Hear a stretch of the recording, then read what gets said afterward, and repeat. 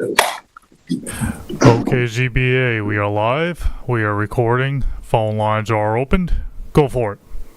Thank you, Matt, and welcome everybody to the Town of East Hampton Zoning Board of Appeals meeting for September 24th, 2024. We have one public hearing scheduled this evening, and I'll read it into the record. The applicant is Nora Franzetti at 25 Talkhouse Lane in Montauk, Suffolk, tax map number 300-13-2-18.1. The size and location is 53,702.5 square feet at 25 Talkhouse Lane, Montauk. The description is to subdivide a single parcel into two properties, one of which would be non-conforming to lot area and lot line setbacks. That's lot number one. The relief sought is two variances are required for this application. One variance of 11,736.71 square feet is required from 255-1110 of the Town Code to allow Lot 1 to have a lot area of 28,263.29 square feet, where 40,000 square feet is required. One variance of 10.8 feet is required from 255-1110 of the Town Code to allow the solar panels to be 9.2 feet from the side yard lot line of Lot 1, where a minimum setback is 10 feet is required, and any other relief necessary. The zoning district is B, residence, Zone X flood zone, and the secret class is type 2. Council, do we have proper affidavit of service and posting? Yes, I've reviewed the affidavit of service and posting. Everything appears to be in order and the board has jurisdiction. Thank you. I believe this is in Member Johans. Thank you, Mr. Chairman. Here's a photo of the posting at the driveway. The house that exists on the parcel now is in the background, driveway coming up to it. This is parcel number 2. Next, please. Here's a shot of me looking out across and down. This is I can see it from the distance. I'm looking across the Indian burial ground here. I can see in the distance there barns. This is cut out of we looked at the survey. You'll see that this is a bit of an L, the property. This is the corner that's cut out of it. Next. Here I am looking down between where their property would be, going back there. And again, the parcel to the right, to the left is active, and the barn is in the back. Give you some idea of the layout. It's a nice lot, and it's a deep lot, and you can see here what it looks like from both sides. Again, the right is not part of the parcel on the right of the fence. Next. This is a critical shot because when we discuss the property line that we're talking about, that'll come up in discussion, it's 19 feet from the corner of 9.2 feet from the corner of the panels, and we can see the porch. The covered porch will also be discussed. Basically, if I'm looking here, and you can imagine coming 10 feet off that corner, this is really the line straight back going to the housing in the distance. Next. This is a neighbor. That was a neighbor. We can go past that. It was blurry anyway. Down back in the down corner of this, if I'm looking at the house that's existing, I'm on lot 2. I can see the solar panels to the left, and so the area that would wind up being built on would be to the left of this. This will be part of the plot that will retain with the house. Next. I have another one. Yeah. Now I'm down in the corner. In the far corner, looking back up the existing house, and to my right is an area now. All of this area here that's immediately to the right of place, the split rail fence is an area that's likely to where the house will be placed. The new house will be placed to be built. Again, that rectangle that's between the house and us, and the lower portion is the Indian Fields burial, Native American burial ground. Next. And then I'm just standing, I come back here now and I'm looking back across that parcel. The truck is on the second parcel, the one they hope to subdivide. The barns are on that subdivision, on the part they hope to do. That tree is as well. So the house will be placed someplace out in there when the event, if they get approval, so yeah, they'll be putting the house into that area. I believe that's it. Thank you. Rick?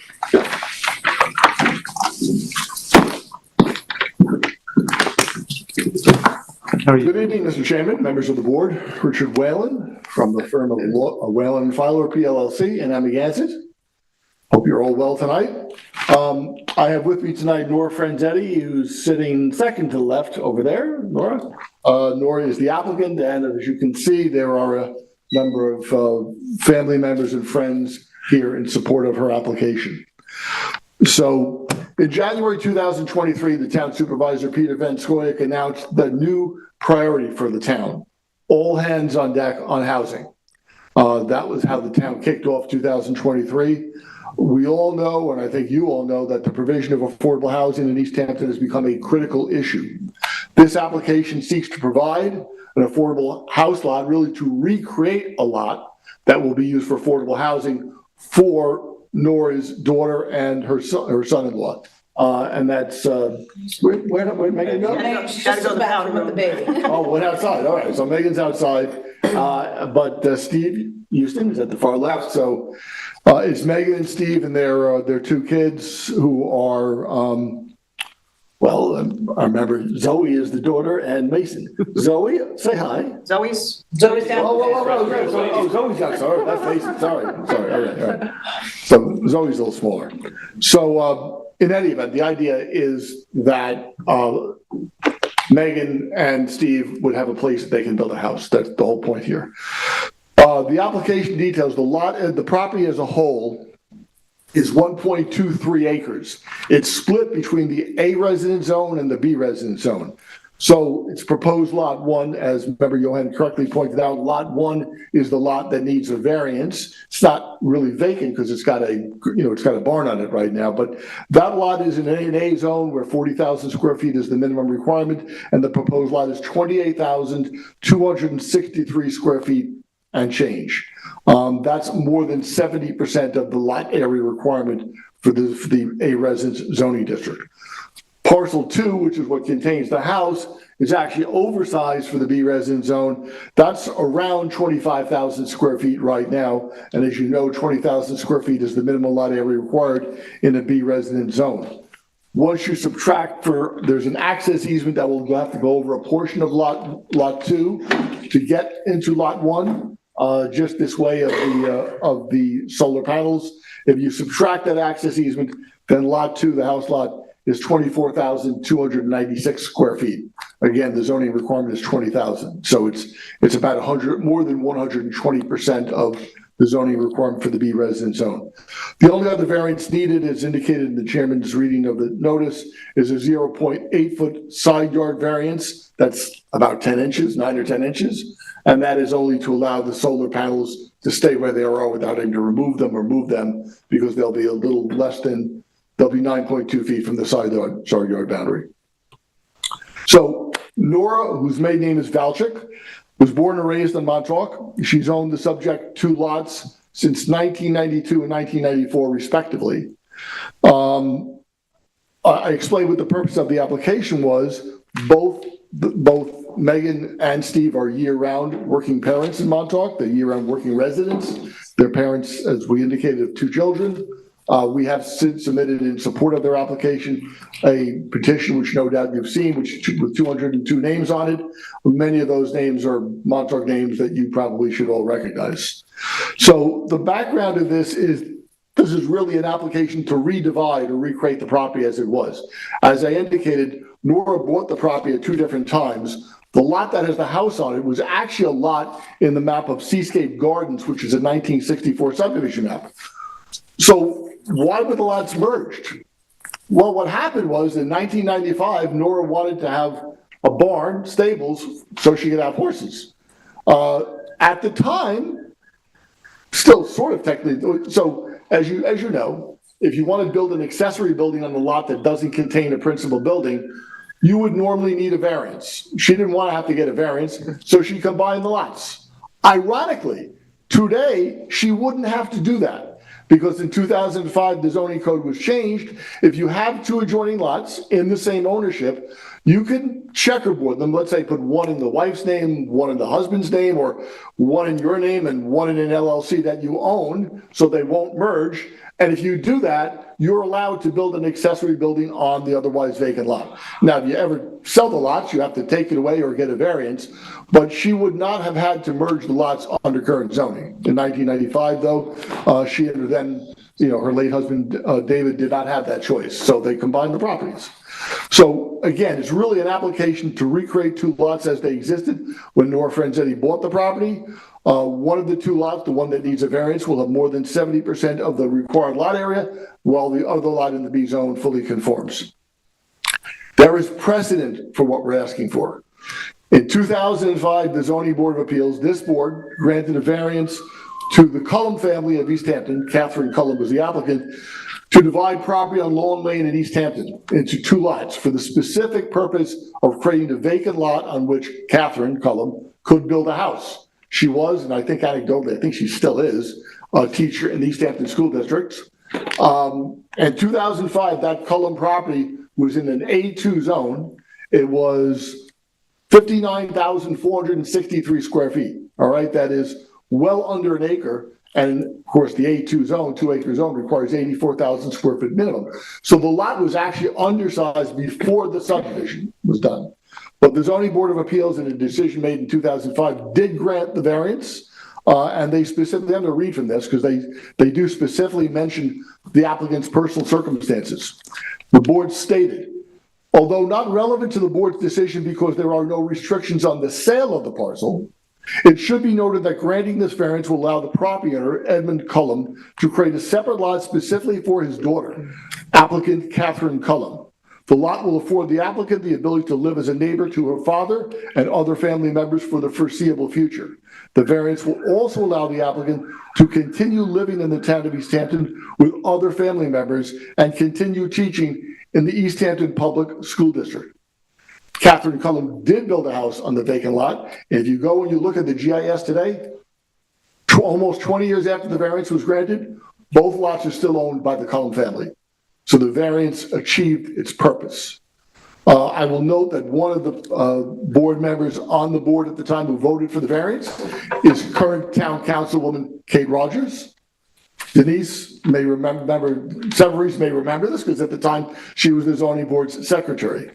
So as I said, there is precedent for this request and the basis for it. Unlike the Cullum application, though, the Franzetti property is much closer to the zoning code's requirements. The total property size, if you know, as it is today, is 53,702 square feet. Again, as you know, you need 40,000 square feet in A zone, 20,000 square feet in the B zone. The property in the aggregate today is 89.5% of the lot area, nearly 90% of the lot area that you would need as a minimum to create two lots split between those two zoning districts. I did submit to you last Thursday a map. I'm just going to touch on this briefly. A map showing what I view as the neighborhood around the property. I think it's pretty fair to describe what I show in that map as the neighborhood. That neighborhood now has 23 lots. The current Franzetti property is the third largest of those lots. In fact, the only two larger lots are kind of up the hill to the east. If the property, it's also the only property bisected by a zoning district boundary, and that's because of the lot merger. If the proposed subdivision was approved, there would be 24 lots in the neighborhood, and proposed lot 1, which is the one that we need the variance for, would be larger than 14 of the other lots and approximately the same size as 3 other lots. In addition, lot 1, if the variance is granted, lot 1 will be larger than any other lot that physically touches it. That includes the lot to the north, if we exclude the flag strip for that lot, and I believe that that property owner has signed the petition in support of the application. I'm not going to re-review the balancing test that you have to consider when you're considering an area variance application. I resubmitted to you the addendum I submitted with the application on January 6, 2022. That addendum is still basically valid, although I had noted to the family that there's a Zoe right now, that Zoe was not yet born at the time I did that addendum, but Zoe's here. Hello, Zoe. She's not intimidated by being before the town zoning board of appeals. That's a good thing. But in any event, you have to consider 5 things when you're making a decision on an area variance. Is there an undesirable, this cause an undesirable change in the character of the neighborhood? Obviously, we believe not. Can you obtain the requested benefits without the grant of a variance? No. Are the requested variances substantial? I think based on the percentages I've shown you, they're not substantial. The variances will not have significant adverse physical or environmental impacts. The property is fully cleared. It's not in any special groundwater or other protection zones. And finally, I would say the difficulty creating the variance is not self-created, except maybe sort of it is in the sense that Nora combined the property in 1995, and I explained how and why that happened. So just two other quick comments, because you might be thinking along these lines. We did look at the possibility of an accessory dwelling unit, which is allowed by the code today, but a detached accessory dwelling unit is limited to 600 square feet gross floor area and only 2 bedrooms.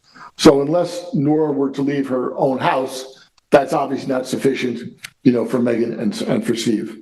And the last thing I want to mention, because it's, obvious here, when this project was first conceived about 2017, and one of the first things that I discussed with Nora is we're next to the Matoacan Indian burial ground. We want to make sure that there are no burials outside that ground, and that we're not creating a subdivision to build a house where there might be burials. That's my one question. In 2018, she engaged Stony Brook University. Allison McGovern was involved at that time. They used ground penetrating radar and it didn't work. They went on the Indian burial ground to try to, come up with to see if they could identify burials, because you knew where people are buried there. It didn't work. They couldn't really identify the anomalies with the ground penetrating radar. So in 2023, we hired Richard Grubb Associates. Allison McGovern was actually working for them at the time. I think she now works for the USGS.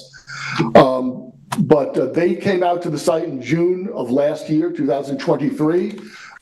Basically did soil stripping off the top to see if there were any anomalies to indicate that the ground had been disturbed for potential burials. I was present for some of that work. Chief Robert Farrow of the Matoacan Indians was present. They discovered no anomalies and they found no cultural artifacts, and they've submitted a report to that effect to the planning board, and I sent a copy of part of it to you. So we do not believe that the creation of this lot would have any, has any risk of uncovering human burials associated with the Matoacan Indian burial ground. So do you have any questions? Any questions? That was my one question. I'm wondering, No, go ahead. I'm wondering, I know that this is the map that you provided. Yes, Yeah. yes. And so we've got these B-zone lots that run along East Lake Drive. And you Yes. put down the square area. You have a large area of A-zone. I'm wondering how many building lots are out in that A-zone that are on beyond this? Do you know that? In the A zone? In that A-zone, has that been determined? Is there a subdivision already drawn in that area? Is that just a line there? So the lots, let me pull the map out here. It does show underneath, I did this on the GIS, so you can see the lots underneath it. Yeah. And you can see, I believe that there are still 3 vacant parcels, but at least one of those, maybe 2 of them, are in the same ownership as the adjoining house lots. I don't have the names of those owners, but 1 or 2 of those may have already combined with the neighboring lot. But we don't, it's a rather large circle going back up away from here that you put on this, and I'm wondering how many lots were up in there, and you're saying that the only ones you know about are ones that are. Well, that are adjoining ones? to the north of Chalk House Lane, there are 1, 2, 3, 4, 5, 6. There are 6 lots there. 6 lots kind of going up the hill to the north. Okay. Beyond that is the Prospect Hill subdivision. I'm just curious, would it be simpler to not get a variance and request a zone change from zone A2 to B? We actually did think about that. I think the chance, the prospect of getting a zone change for the town for, one lot, it's not an easy process, and I don't know how that would go. Just a point on it seems to be the point on the variance request for the solar panels, the 9.2 feet. It looks like the property line is skewed to the panel, so it seems like that 9.2 will disappear very quickly too. I think, It seems to be only at the corner of this. well, remember, we're recreating them. It's a very small part of those solar panels. You mean removing part of the panels? No, you have the proposed property line, which is skewed, so it's almost like a pie shape. So where it's 9.2, it'll be greater than 10 feet at Right, yeah, the nearest point. Yeah, the nearest point is 0.8 feet short of the requirement. Yeah. Any questions? I do. Good evening, Rick. I'm just wondering if, because you are looking for a variance, I know this is not an environmental issue, but was there any consideration of any type of mitigation? Obviously, this is sort of a scenic-like area. I mean, anything in terms of covenant, you kicked this off as sort of referring to it in the bucket of affordable housing, right? So I don't know, any covenant about the maximum size of the development or anything like, was any of that considered? We didn't think about anything concerning, like house size. Or setback I or do anything, know- right? I do know that, Nora's house is less than 2,000 square feet. Yes. Not sure the exact size. And I do know that Megan and Steve they would build a modular. They've already been investigating that possibility. So I don't think there's much risk that they would build a very large house here. If you look at aerials, and I have them in case I need to give them to you, their homes on the East Lake Drive side, a couple of those are smaller lots than either of these two proposed lots, are very large homes. Yeah, So, but no, we haven't, the property's all cleared. Already has a building on it, it has the barn, there's no vegetation to protect, there are no wetlands, either on the property or nearby. We're not in the Harbor Protection Overlay District, so, we didn't really consider any further mitigation, no. Thank you. Any other questions? Thank you. Okay, Turn it thank over you. to the planning department. Dan?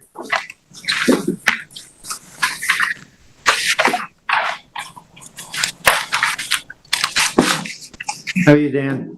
Good evening. Dan? Announce yourself, Oh, Dan Gross for the Planning Department. and you swear affirm to tell the truth, the whole truth, and nothing but the truth. I do. All right. Well, thank you, Mr. Chairman, and the zoning board, and thank you, Rick. So we only really have a couple more things to add to this. So obviously, as we talked about, there's a couple of variances involved with this application. Ultimately, the application before both the planning board and zoning board are divided properties along the existing zoning boundary, as has been indicated, between the A residence and B residence zoning districts. This division would eliminate the unique situation that's currently on the property of being split zones between those districts. However, as we've indicated, it would also create two nonconformities with respect to the first lot or the northern lot.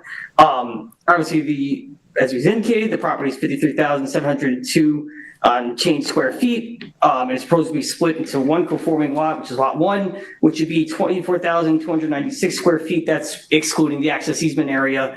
And one non-conforming parcel, which is lot 1, which is 28,263 square feet in size and within that A residence zoning district. In terms of the history of the property too, with the zoning districts, again, as was mentioned, this is supposed to be proposed exactly what was made of the Seascape Garden subdivision that resulted in the creation of the southern lot, which is the lot 2, being in the B residence zoning district. Our understanding too is that these lots were separate, as has been indicated. And at the time of the original subdivision, both were actually zoned within B residence. It was only 1972 where the northern portion was upzoned to the A residence zoning district, kind of creating division before they were eventually merged. I guess essentially leading to the unique situation today. So while this was, obviously, as we mentioned, this has also been before the planning board. So while this has been before the planning board, our department indicated that it appears that an alternative arrangements may be provided in order to kind of mitigate, make lot 1 more in conformance with the minimum requirements of the A resident zone district. As we've indicated, the B resident zone district lot is currently proposed at just about over 25,000 square feet, where the minimum of 20,000 square feet is required for the zone district. So with that in mind, it seems that it will be possible to meet the minimum lot area required for lot 2 while also increasing the size of lot 1 to reduce the magnitude of the variance currently requested. However, again, as you mentioned before, what is currently proposed matches what was there beforehand. And given that the total lot area of the existing parcel is less than 60,000 square feet at 53,000 square feet, it appears that some sort of variance would be required no matter how this parcel is divided, given the split zoning that's currently there. Besides for this, the planning board itself didn't have any comments on the application or submitted any comments to the record with respect to the application. The project will still have to go back to the planning board for approval for further work sessions and eventually figure out the specific details of the project. And besides for that, I'm available for any questions that you may have. Anybody have any questions? Yeah, only that, just, your last point was that other than the fact that we're looking to, supply a variance for an A-zone house to, a lot to be turned into, from an A-zone into, allow it to build a construction on it, you don't have, planning board had no other, you have no other further comment about potential danger for the, or potential problems with the, project. No, There's no other, I mean, it's obvious, but I'm just saying that you're coming from the planning board on this, and that's where we're standing here. yeah, This is just a question of whether we can see this line, reestablish the line or not. yeah. So being there, the primary point of their really discussion beforehand, what had to do with the Indian Field Cemetery there, they really wanted to focus on get the archaeological study. And I think also the applicants indicated that too as well, wanted to make sure that this project itself wouldn't impact any archaeological significant or cultural impact to the cemetery. So a lot of their discussion really did focus on that for the first two meetings, and you see that too in the record too in the follow-up meetings. But with respect to this, they wanted to abstain from comments as part of this, just because the decision really felt was a zoning board. Any other questions? There's no application for a house yet. This is purely, Yes, there's no improvements proposed as part of this. Question? I'm good, thank you. I'm good. Thank you. Thank you, guys. Is there anybody in the public that would like to address this application? On that door. And I would ask that you announce your name, your address, and be sworn in. I'm Nora Franzetti from 25 Talkhouse Lane. Or do you swear affirm to tell the truth, the whole truth, and nothing but the truth? I do. I just wanted to say, I've said it before the planning board before, but basically, and you've already heard it, when we bought that property, I always wanted to have horses. I grew up with horses. You coming to help? And Feel free. Swear her in. so I merged them together so that I could have room for the horses and the barns. Little did I know 29 years later that my son-in-law and daughter would be literally priced out of the housing market in Montauk and the surrounding areas. I also wanted to let you know that I have rental property that I've had for 40 plus years. It consists of cottages and one-room efficiencies, and I've been renting those at an affordable rate to the Montauk people that, you know, need a place to live and bring up their families. I also went through the additional expense. I was renovating one of my stores that are on that same property, and I went for an affordable housing apartment and did all the requirements for that at that time. So I really feel like I've done my part over the course of the years that I've lived in Montauk to try and help people, families that live and work in Montauk to be able to live somewhere. And now all I'm trying to do is do something for my son, my daughter and son-in-law and their children. And that's, Thank you. I also just wanted to thank everybody that came to support me, and also everybody that signed the petitions in support of what we want to do. Thank you. Next, anybody else? Oh, you wanted to say something? She have to be sworn in.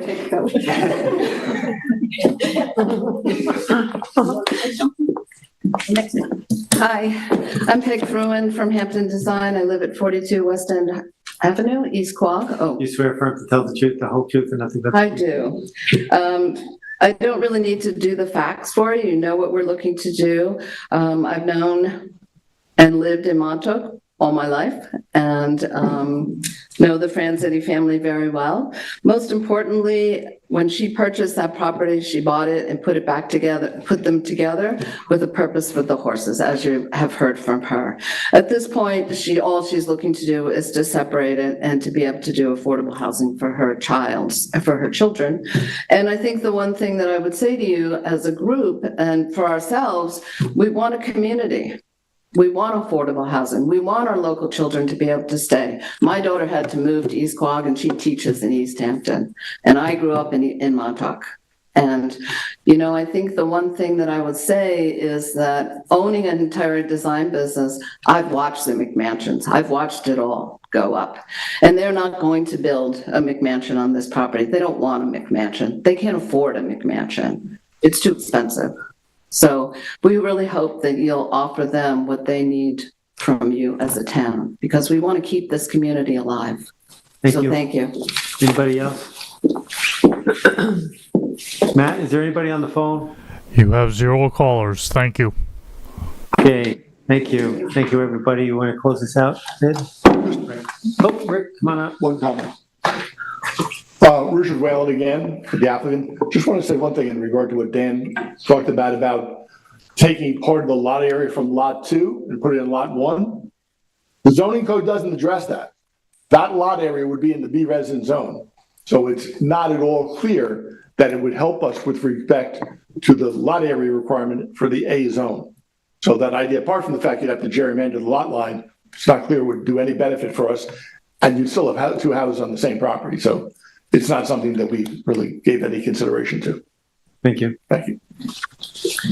Okay. Go for it. Then in the application of Nora Franzetti of 25 Talkhouse Lane, Montauk, Suffolk County Tax Map 300-13-2-18.1, I want to make a motion to close the public hearing and record at this time. Second. Concur. Concur. Concur. Thank you, everybody. Thank you. Thank you. Have a good night.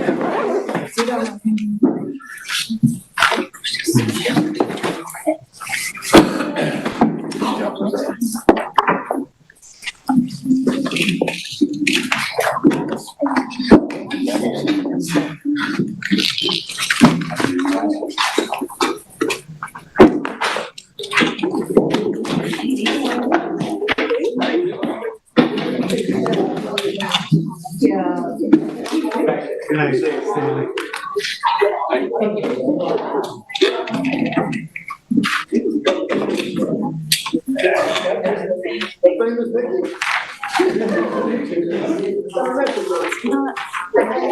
Did well, Dan. Did well. Yeah, you did great. Thank you. You look so sharp. Tyler, Yeah. Tyler, where's who's raising the bar for us? I don't have to impress anybody. Dress code now. Next, we have an administrative application. That's at 42 Owl LLC at 42 Old Westlake Drive. Is it in Montauk, Suffolk, tax map number 300-32-3-3. And it's to allow an as-built pool equipment and masonry to remain and to relocate a pool fence within 150 feet of wetlands. Tyler? Sure. So this is on Old Westlake. There was a building permit originally to construct a swimming pool over here. Hopefully you can see where that is. I can pull it up if you'd like to see it. Essentially, it was in a conforming location back here closer to the house. It was constructed within jurisdiction, which is why they're here, obviously. So they're asking for permission to allow it to remain in jurisdiction, just outside 100 feet, it's probably like 105. Relocate the pool fencing to right along the 100-foot line, and then to allow some slate patio to remain. It's fairly straightforward, essentially just constructed in the wrong location. Any questions? Oh, sorry. In addition to that, they are proposing to do revegetation.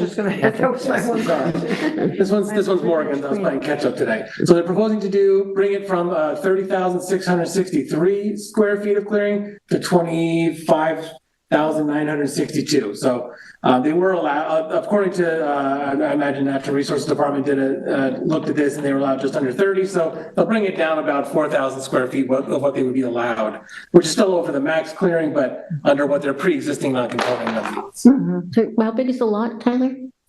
Only? I couldn't see it on the screen. It is 44,768 to the tie line. So just over an acre. And after the re-veg, the clearing will be what? The clearing would be 25, so about 26,000. Okay, thank you. Thank you. Okay. I'm okay with this. I'm fine with it. So the fence is 101 feet? The fence is, 100, 101, something like that, yeah. It's right, essentially right along the line, No variance. yeah. Currently, it's within the setback, and they're just gonna pull it out. Yeah, I'm okay with it. Okay. Okay, may we have a motion? Okay, for 42 OWL LLC at 42 Westlake Drive in Montauk. Tax map.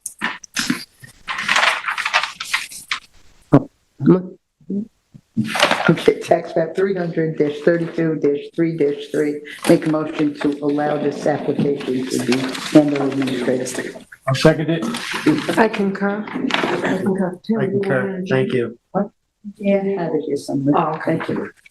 Because I don't need this one. Okay.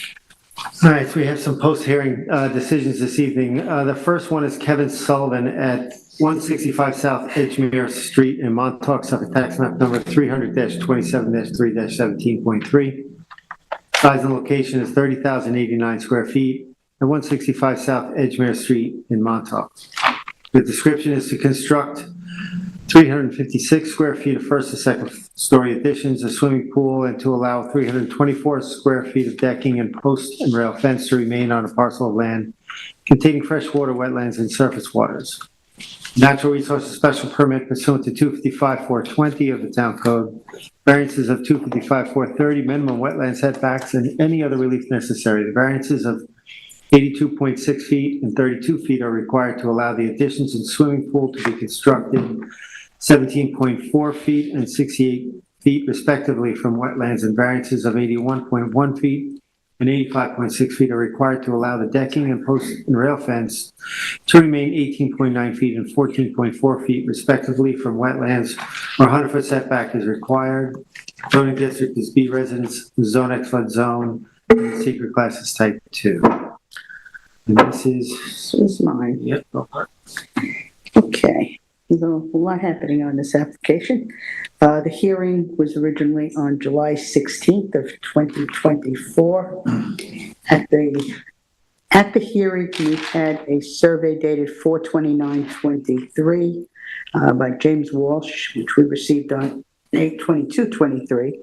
The agent for this application was Jackie Morley from Toomey Lathan. We had plans in the file from Edward Batchelor, dated 8/6/22. There was a sanitary plan sorts received on 8/22/2023, also from Ed Armas. Actually, I think that might not have been the sanitary plan. So, this application was seemingly to put on the on the front of the house, which is heading toward South Edgemere Street. This property is located on South Edgemere Street, overlooking Fort Pond, and you can see from the survey that the pond is on 3 sides of this property. The application was to add on the front of the house, at the front access, redo the egress into the basement in order to create living space down in the basement, adding a bedroom, and to enclose the front porch. There's a porch, and they want to enclose the front porch on the first floor and then create a second-story addition above that. All of this work was scheduled to be done within the footprint of the existing house, which is pre-existing non-conforming from way back. And in addition to that, there was fencing, the post and rail fence and decking that was on the seaward, the wetland side of the house that had been put up, I think it was indicated in TAM somewhere around 2015 to 2016 without a permit. So that also requires, they want to make that legal. And some of these variances are quite extensive. The additions are, because of the way the property is built, we see where the water comes in on that kind of U shape on that side of the house. Variances for both the first and second floor additions are 82.6 feet, very large variances. Then the decking on the south side toward the pond is 81 feet. well, actually, that 81 feet is up on that other side also, where the pond water comes closest to the house. And 85.6 feet for the post and rail fence. In addition, the applicants applied to put in a swimming pool, which requires a 32-foot variance on the opposite side of the property facing toward the south wetlands that are in existence there. And I believe that's it. The clearing also on this property is overcleared 22,425 square feet. The applicant did get a notice from the Natural Resources Department back in 2022 that they deemed that the property, the clearing on the property is 100% pre-existing, non-conforming to the clearing. They also offered a sanitary system in order as mitigation for the additions to the house and to legalize the decking and the post and rail fence.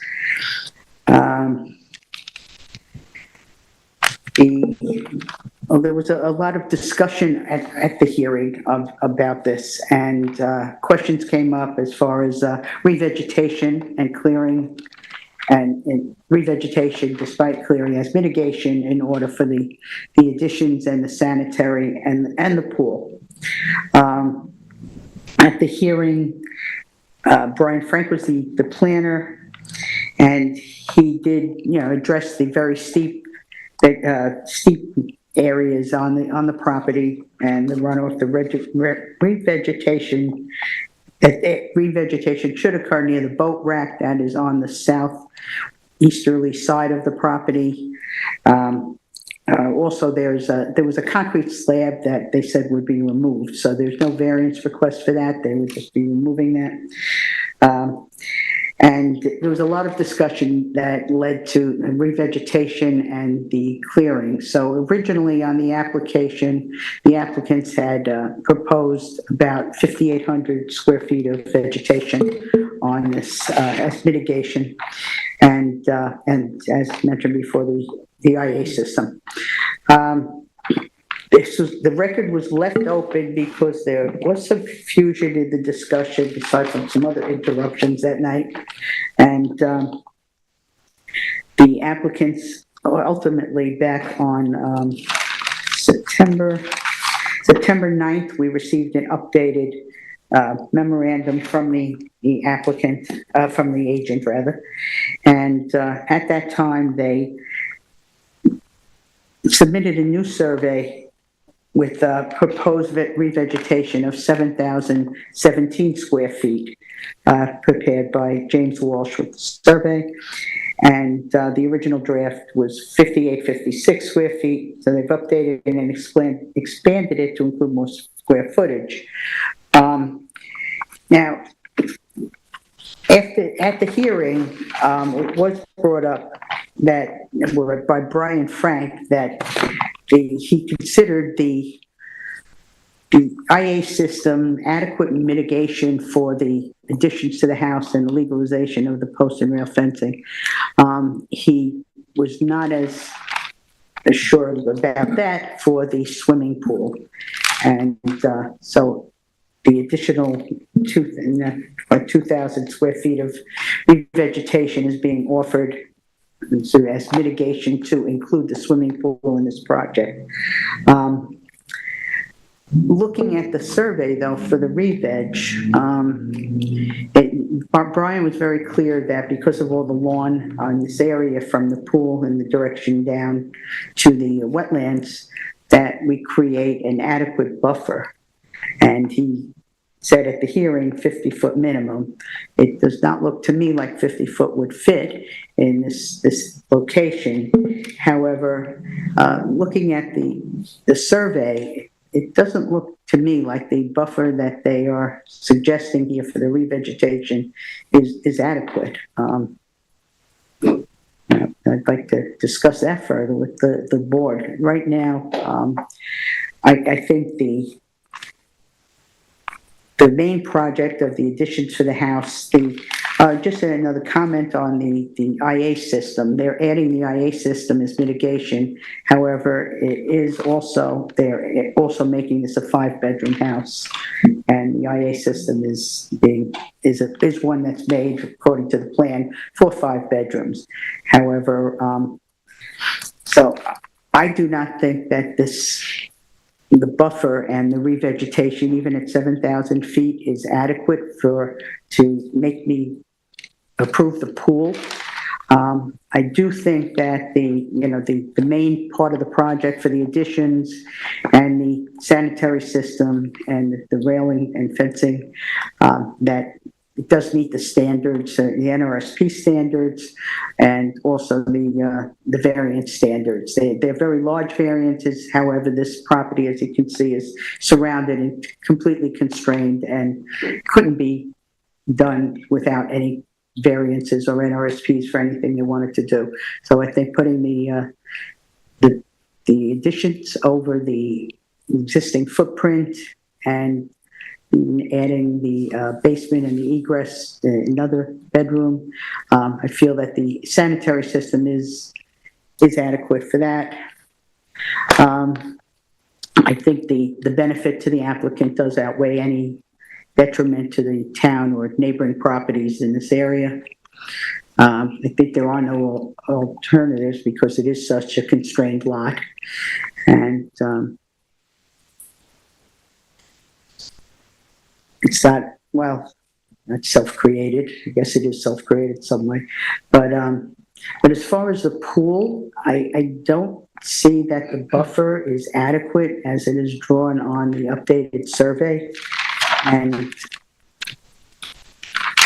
so I don't believe that the buffering area from the wetlands there up to the pool is adequate. I think it doesn't provide for enough of a buffer to really protect the runoff in that side of the property where it's right now all turf lawn that exists there. So I am denying the pool and approving the rest of the project. Thank you. Yeah, thank you, Mr. Chairman. Just quickly over some of the same points, I agree with much of what was just said. The addition will exist within the existing footprint, which I thought was a good part of a good move on their part in planning. The new IA system is as far away from wetlands as possible. It's probably the best spot you could find on the parcel. That was something that was both commented on by the applicant's agent as well as Mr. Frank. I think that the pool size at 10 by 24 is not terribly large. That's something. It is an NRSP and 2 variances, so we have a lot to consider in this particular one. As was mentioned by Member Berger, Ryan Frank did say that he considered that the IA system placed as it was as a great improvement. This is a parcel that's surrounded on 3 sides basically by water.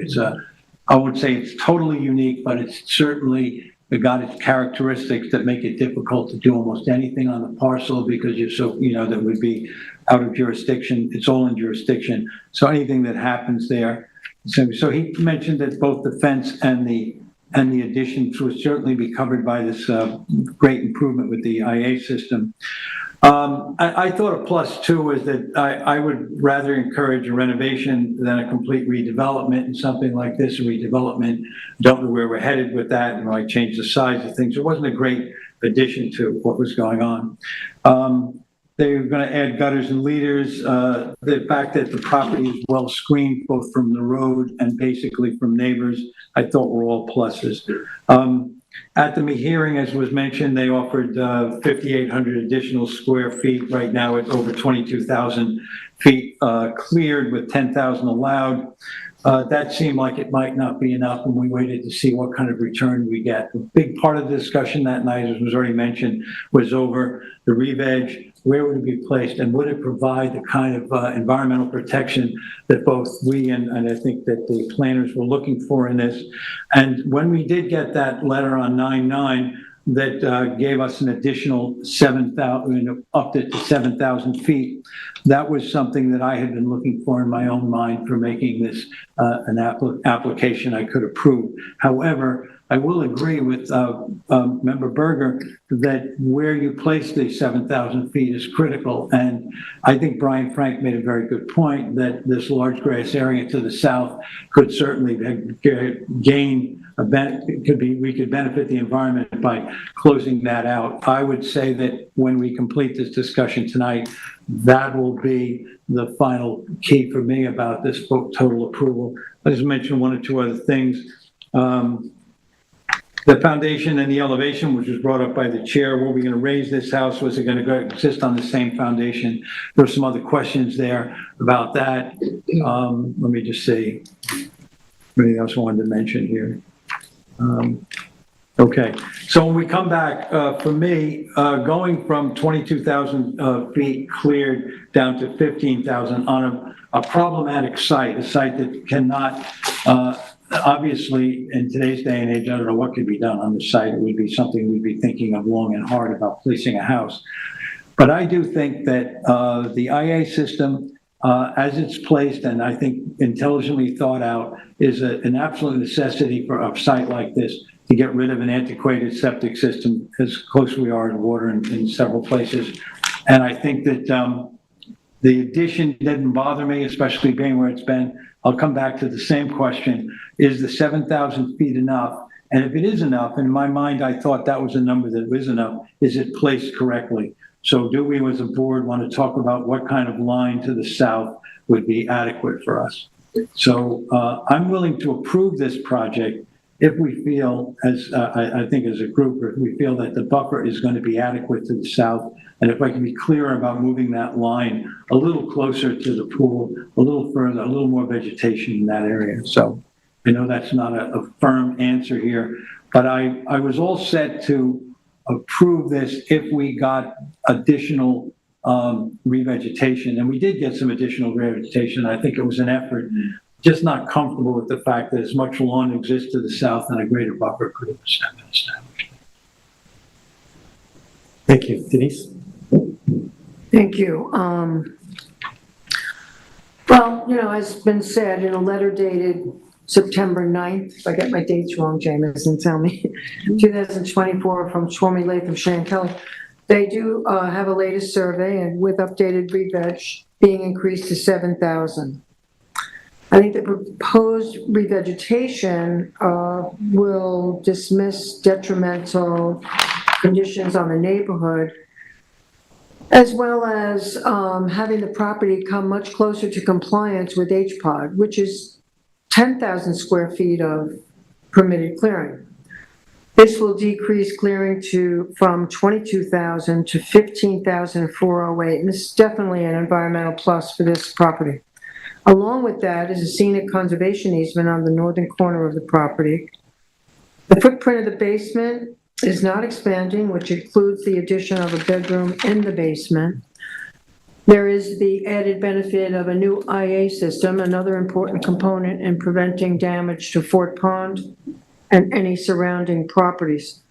The proposed additions really include a porch that's really already existing while adding the second story above the porch. So there's really no additional clearing or disturbance to the site. The dwelling is not increasing in any nonconformity.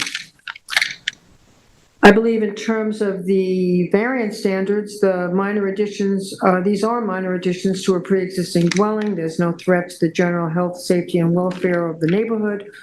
The improvements do not represent a significant change in the character of the neighborhood. And this is not really a self-created problem given its location on Fort Pond. Two of its boundaries have water frontage and a third boundary fronts Edgemere Street, leaving small-scale movability for any improvements. I do feel the existing dwelling is not increasing the footprint and will not intrude any further into the wetlands. So I do feel the additions meet the NRSP, meet the standards outlined in the code. In terms of the post and rail fence, which is now 43.7 feet, I believe, from the wetlands, They're made of natural materials. The existing deck is movable and not located on any footings. It serves as a boundary between usable areas of the property. We had the situation on Squaw Road. Creates a boundary of usable areas of the property between the wetlands and Fort Pond. There's a drop off from the grass to the water, which is a steep drop and possibly dangerous to applicants or their guests. Now, in the incorporation of an updated revegetation plan and scenic easement, I feel this will offset and ensure protection and maintenance of proposed vegetation neighboring on Fort Pond. The lot coverage is increasing by 442 square feet for a total of 3,934 square feet, which is far below what is allowable, which is 13,636 square feet. So this property is certainly not overdeveloped. I think that the mitigation is adequate for the approval of the pool. And there has been adequate mitigation offered throughout the entire project. And for this reason, I feel that the applicants have fulfilled and satisfied the standards for an NRSP and variances, and I'm approving the application in its entirety. Thank you. Dave? Yes, thank you. Before I start, I just want to clarify the bedroom count, because it was a little confusing at the public hearing. Originally, I think Ms. Morley said it was a 4-bedroom house and they were adding a 5th one, but then I corrected and said I looked at the CO and it was a 3-bedroom house, and so they were adding a 4th bedroom. I know you just said, so just, I want to get it straight before I. The plans show 4 bedrooms plus one in the basement. I think she addresses that in her Okay. submittal too. Oh, I read that. I didn't, okay. So it is a 5-bedroom house. Okay. Yeah. Okay, correct, fine. Okay, so just as backdrop for sort of how I'm thinking about this application, we know the planning department recommended improving the environmental conditions on the property to the fullest extent practical in conjunction with the granting of the variances required in this application. We know that Fort Pond is a very special water body in terms of its coastal fish and wildlife habitat, its recreation qualities, but it's also a matter of public knowledge that over the last years, water quality degradation has been swift in this body of water. Awful water testing results. Therefore, this is looking like it could become an impaired body of water. So everything that is approved or constructed near and around this pond must get the greatest scrutiny and be held to the highest standards. That's just my backdrop. I'm going to take the elements of the application one by one. And so with respect to the addition, I agree with my fellow board members. It's over an existing area, foundation. It's a fairly modest expansion. I think that the house with the addition will clock in at about 2,200 plus square feet. That's well below, hypothetically, what could be achieved on a property of this size, albeit one without the constraints. And I do believe that this is an unusually unique and constrained property. And though the variants for the addition are, as we discussed, very large on paper, I don't really think that there's another design relative to the standards now, that there's a design that could have been created that could have achieved the benefit of an expansion without needing variances of similar certainty. And I do believe the septic system and much of the vegetation and the establishment of the scenic easement do provide mitigation. So I'm approving the addition.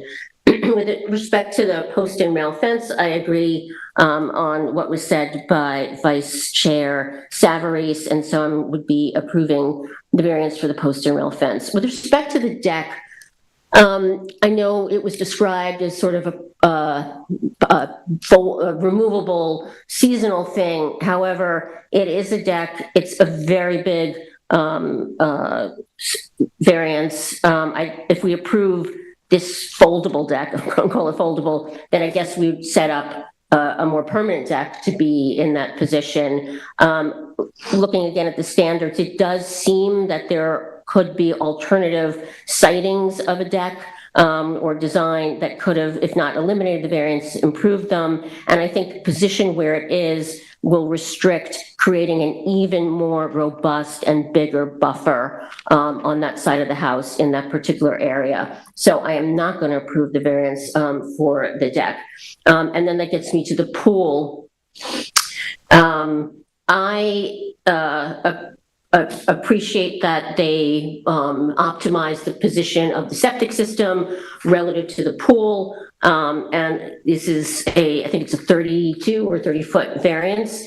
However, as we've seen in other applications where applicants are coming in needing variances in an NRSP for a pool, it seems that they work to really create the most modest pool possible. A number of applicants have come to us with plunge pools. And still, as it is, as Tam says, an appurtenance, or as we often say, an amenity, I don't believe that, given that even with the nice amount of re-veg, this lot is still not, I mean, it's pre-existing clearance, but it is not conforming yet with the HPOD. And so with that, I don't think that there's enough mitigation to justify a variance for the pool. And as the planning department said to us, should we approve it, we should be prepared that sets up the sort of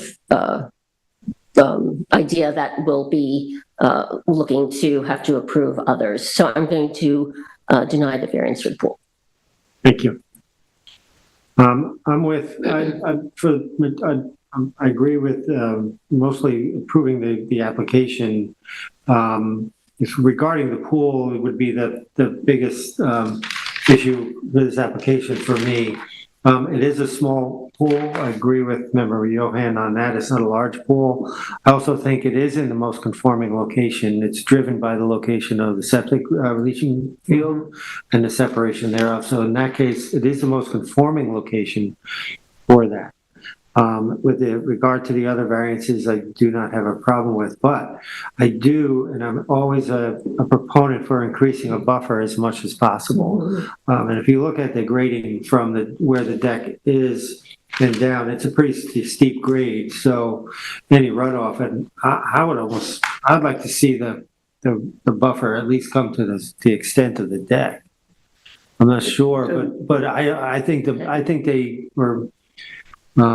Should have come back to us with maximizing that buffer as much as possible.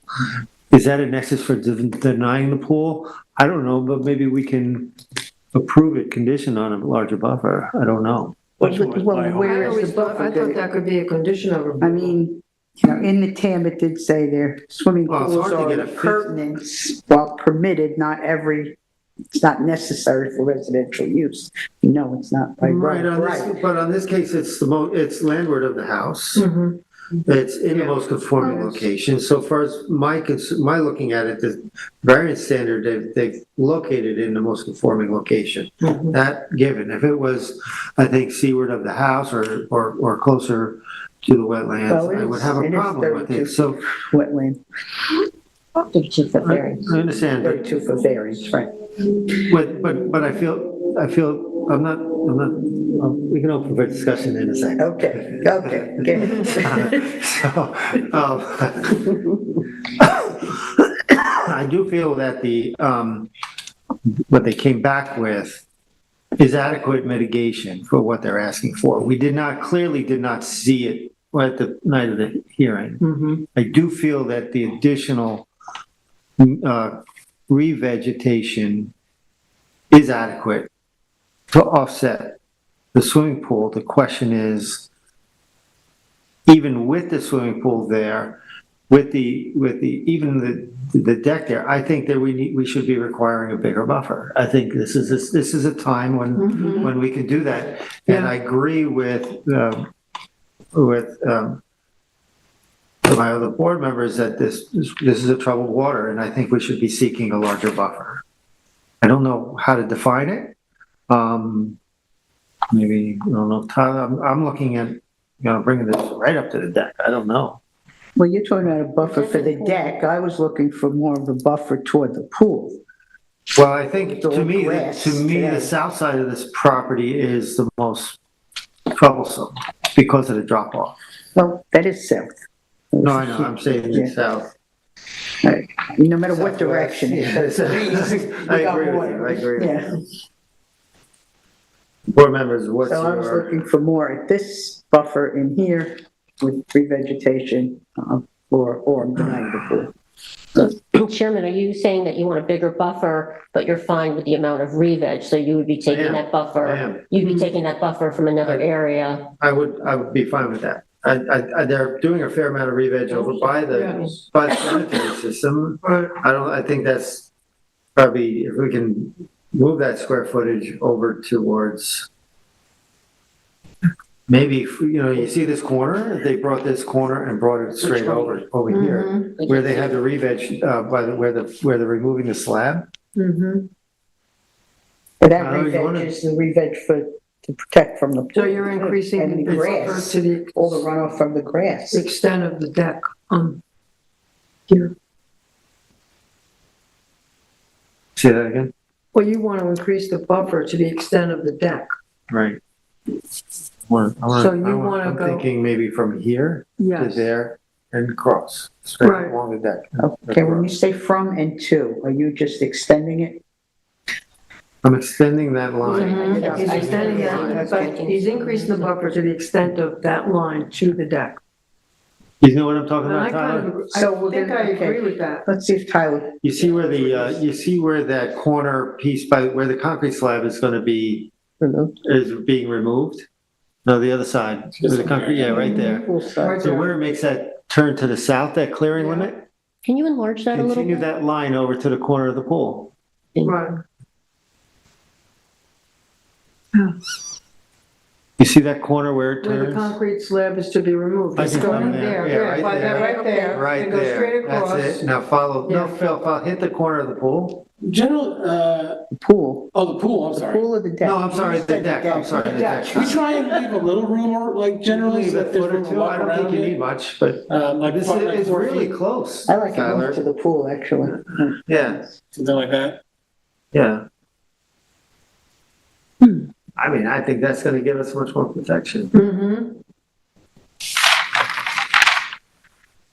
And where are we taking it from? And We're not with the taking it from anywhere, additional. we're just adding. Yeah. We're just You're getting adding closer that to the additional H5 in. requirement, which And really- about how much is that, I Tyler? mean, think we- that's a lot of Increasing the mitigation. I think we had, we I had to thought add that. Chairman Yeah. said he wasn't increasing. Your Increasing- explanation of your position is exactly mine, is that That's I was exactly right. I comfortable, feel the but I same way. wasn't comfortable with the buffer line. I'm okay with taking it from over where the septic system is. Right.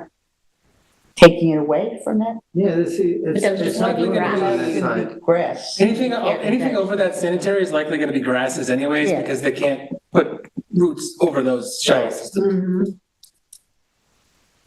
Mm-hmm.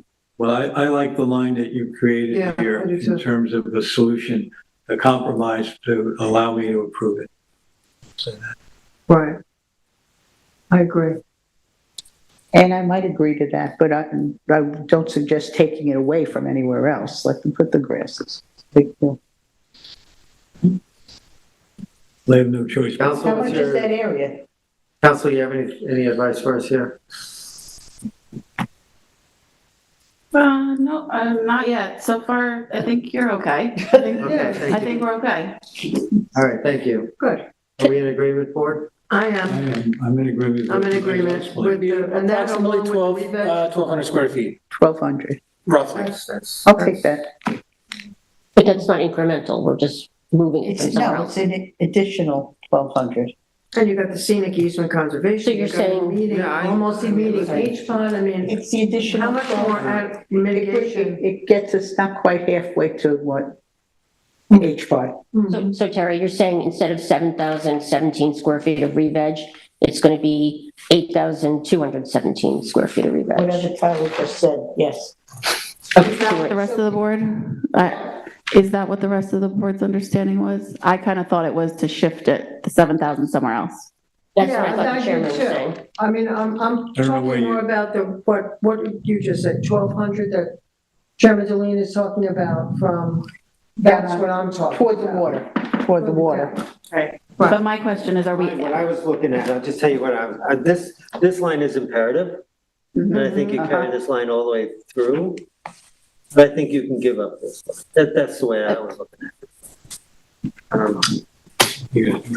right, so really my question is the board fine with requiring the 7,017 square feet, but in the configuration that was just drawn up? Or I know that Terry wants the 7,017 as shown with the additional 1,200. Yeah.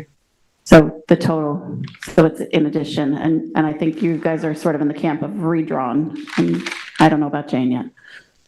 I think I'm still staying where I am with respect to the pool in a, There's 1,200 to be gained over it, this, I think that's a question. I don't know if it's, I don't think it has to be a net zero. This square is 1,500 square feet. So we're close. Yeah. We might be requesting another 200 square feet. I'm fine with that. Mm-hmm. Would actually be less. It's less, like, well, yeah, so, Less. so basically you would be shifting to the, relatively to that triangle, and then there is still You could shift about this 300 line to over work or with. something, Mm-hmm. Like that. That'd be closer. Tyler, what's the I just size? think that's affording us greater I think protection. that's greater protection. Well, in that location, yeah, Greater protection. but is it enough? Do something like that. I don't have enough knowledge to say whether it's enough or not. I think the application is adequate to protect it, to help protect the existing conditions. I'm so concerned about the pool. Yeah, The other two properties they brought up, were totally different. I looked at those. yeah, I'm kind of okay. I'm okay with that. I mean, if we can take a vote if you want, Ed, I don't know. Yeah, I'm Yeah, well, fine with what you're proposing. I'm okay with the drawing as we see it now. I think that adding the buffer as we have now towards the south is really critical. I'm not sure we have to take all 1,500 feet, but whatever it takes to create that should be taken away from I'd be happy to have it taken away, as you suggest, Mr. Chairman, from the IA system. I agree with that. Okay, is Tyler gonna do a sketch that we can include This in can the be the sketch. determination? Yeah, Yeah. I mean, so you can get it into the record? Yeah. This could be it. Yeah, but then in the condition language, I'll still have that general, a re-veg plan to be approved by the board or their delegate, so that he can still look at the plan again before it gets approved. How much of a buffer is that, Tyler, from that to the pool, to where the original line is, to the pool? In which direction? This direction? Well, the wetland flag that goes down to the south, to the wetlands, yeah, From the buffer itself? yeah. What number? Well, from the buffer from the wetlands. This line here is, hang on.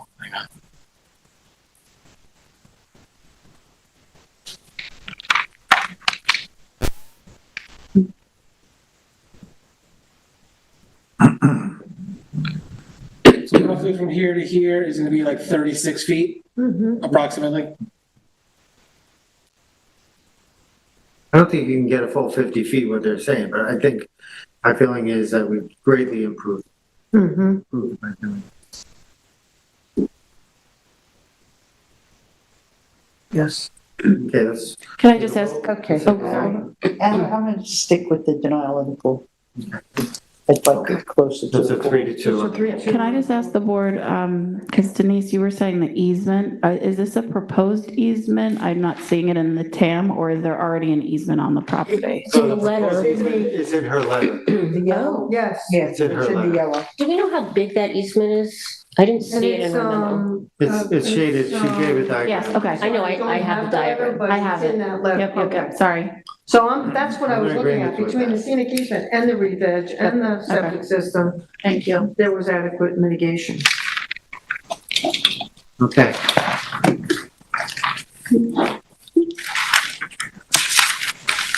Next, we have Paul and Emily Kenyon at 114 South Etna Avenue in Montauk, Suffolk, tax map number 300-49-2-3. Size and location is 32,939 square feet at 114 South Surfside Estates, Block 351, Lots 17 and 18, map number 1690 in Montauk. The description is to construct a 440 square foot attached lower level garage with entry and laundry room, approximately 555 square feet of additional first floor decking over the proposed garage, a 64 square foot hot tub to convert the existing garage to living space, clear vegetation and upgraded sanitary system within jurisdiction of and setbacks of freshwater wetlands. The relief sought is a natural resources special permit pursuant to 255-420 of the East Hampton Town, and 4 variances are required for this application. Variances of 52 feet, 52 feet, and 44.9 feet are required from 255-430 of the Town Code to construct a proposed garage, 48 feet, decking 48 feet, and hot tub 55.1 feet from freshwater wetlands where 100-foot setbacks are required. 1 variance of 7 feet is required to clear 43 feet from freshwater wetlands where a 50-foot setback is required. And any other relief necessary. Zoning district is B residence, zoning flood zone, and the secret class is type 2. Who's, what's? This is going to do work. Looking from the paper. Okay. Okay, this hearing was on August 7th of 2024. We have a memo from Lighthouse Land Planning dated 8/8/24. 8/7. We have a septic plan from TF Engineering from 11/10/23. Tara Borsak was the planner. The agent was Tara Burke from Lighthouse Land Planning. Our survey was dated 10/6/2023 from Serafico Land Surveys. We have, okay, that was at the hearing. Subsequent to the hearing, we received an updated memo on August 22nd, 24, with a protocol for the IA system that had come up at the hearing and a sketch of the additional scenic easement being proposed by the applicant, which included a sketch by Tyler Borsak of the additional scenic easement. And they also sent in that notice a copy of that. They must have taken a screenshot from the board, which was good. Originally, at the hearing, there was a lot of discussion about in the TAM. The project is proposing 4 variances required. They want to have a garage under the house today on Etna Avenue and the parking area outside from that. And the project was to take that parking area and turn it into a garage and to add some living space in the basement of the current garage. On top of the garage, they were proposing a deck and a hot tub. So there was a 52 foot variance for the garage and 52 feet for the decking on top of the garage and a 44.9 foot variance for the hot tub that would be between the decking and the house itself. Yeah. And they needed a 7-foot clearing variance that they're requesting to be 43 feet from the wetlands where 50 is required. There was a lot of discussion in the TAM as to why the garage had to be put there, and the garage itself was okay, but why the roof deck would need to be there and a hot tub, and when there was other locations on the property that would be better. However, the applicant did submit a letter from someone that described why the location suggested in the TAM would not work because it was in disrepair, the current deck, I believe it was, and so that this location would be adequate. In 2022, they did some interior renovations. There was no change in GFA,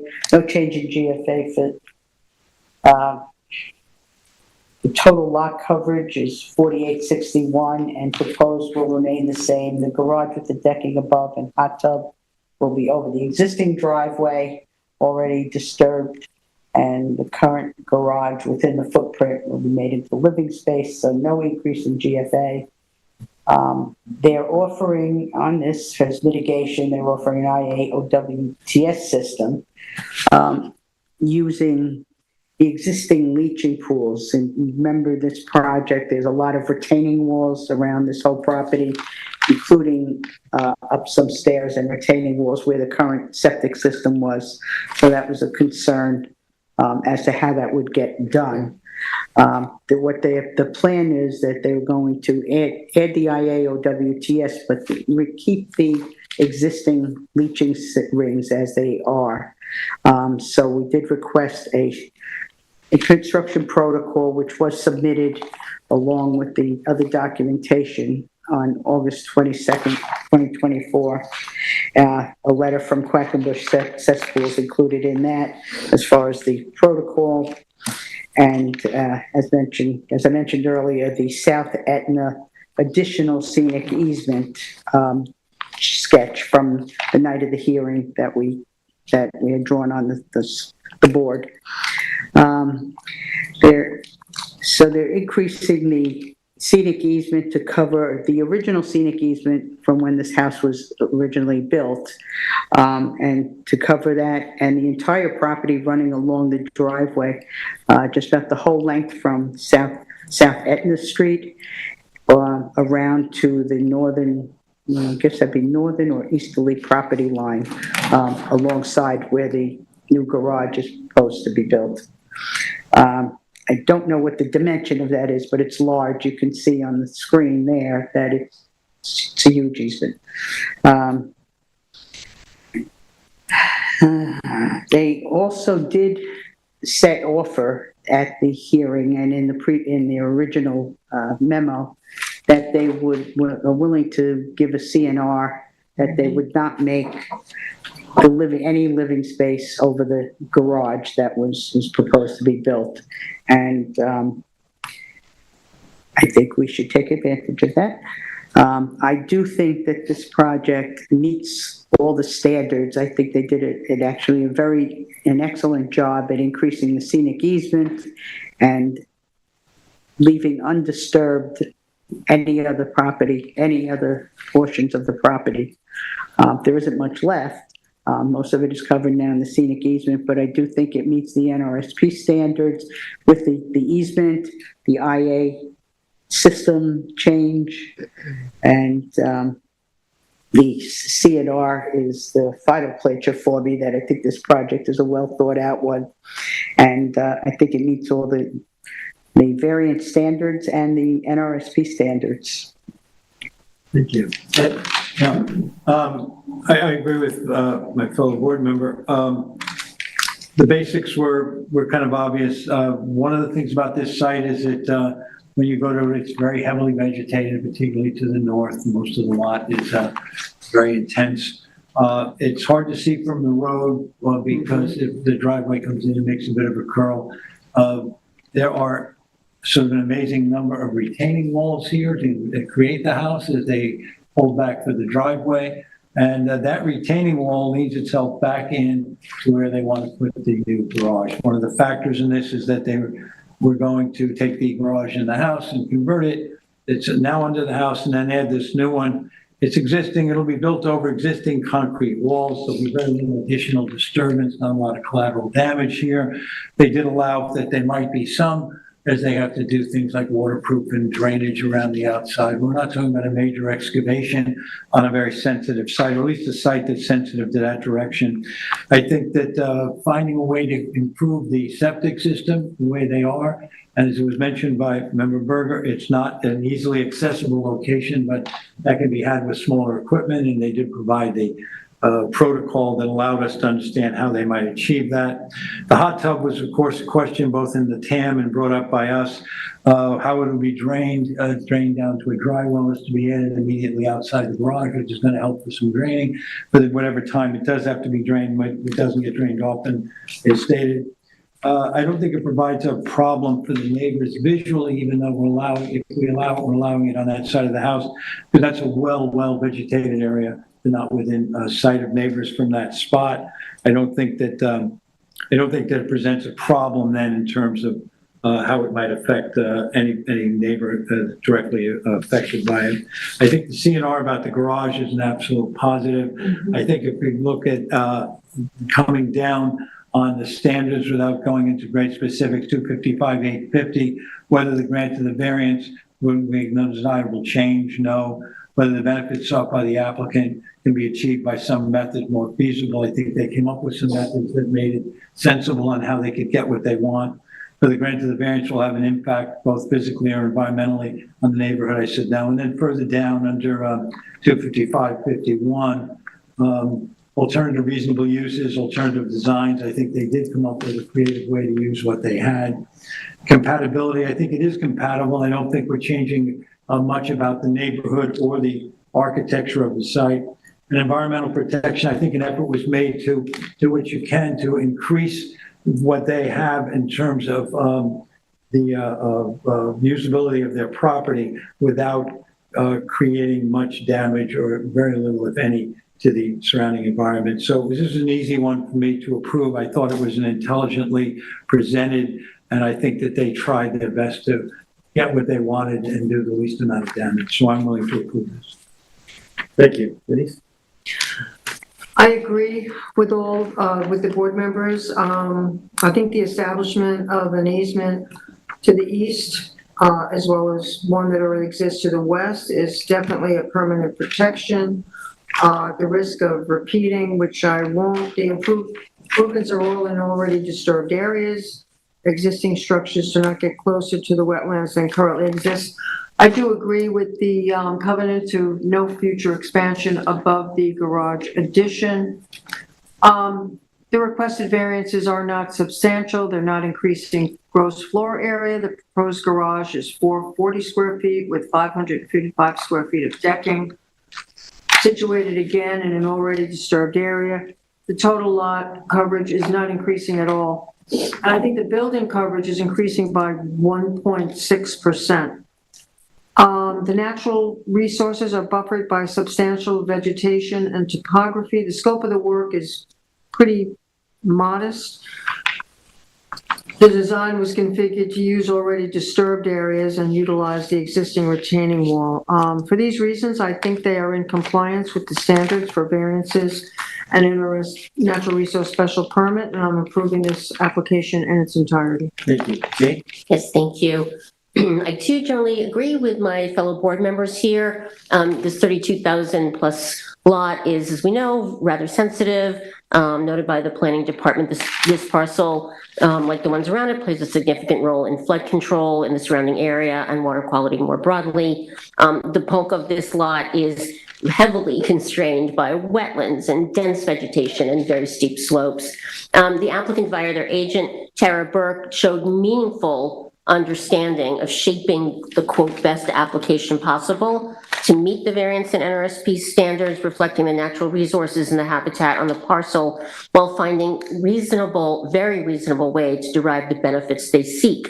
The agent indicated that they iterated over several years with the planners to establish that plan, and I think that good process really showed when they got to the public hearing. I agree, I think with Member Johan, it's a very creative solution to add the new attached garage, not only over already fully disturbed areas, but to utilize those existing retaining walls and the existing parking area. And it creates outdoor recreation area and decking that is rather limited in terms of options on the property. So no, as we know, no proposed element gets any closer to the wetlands.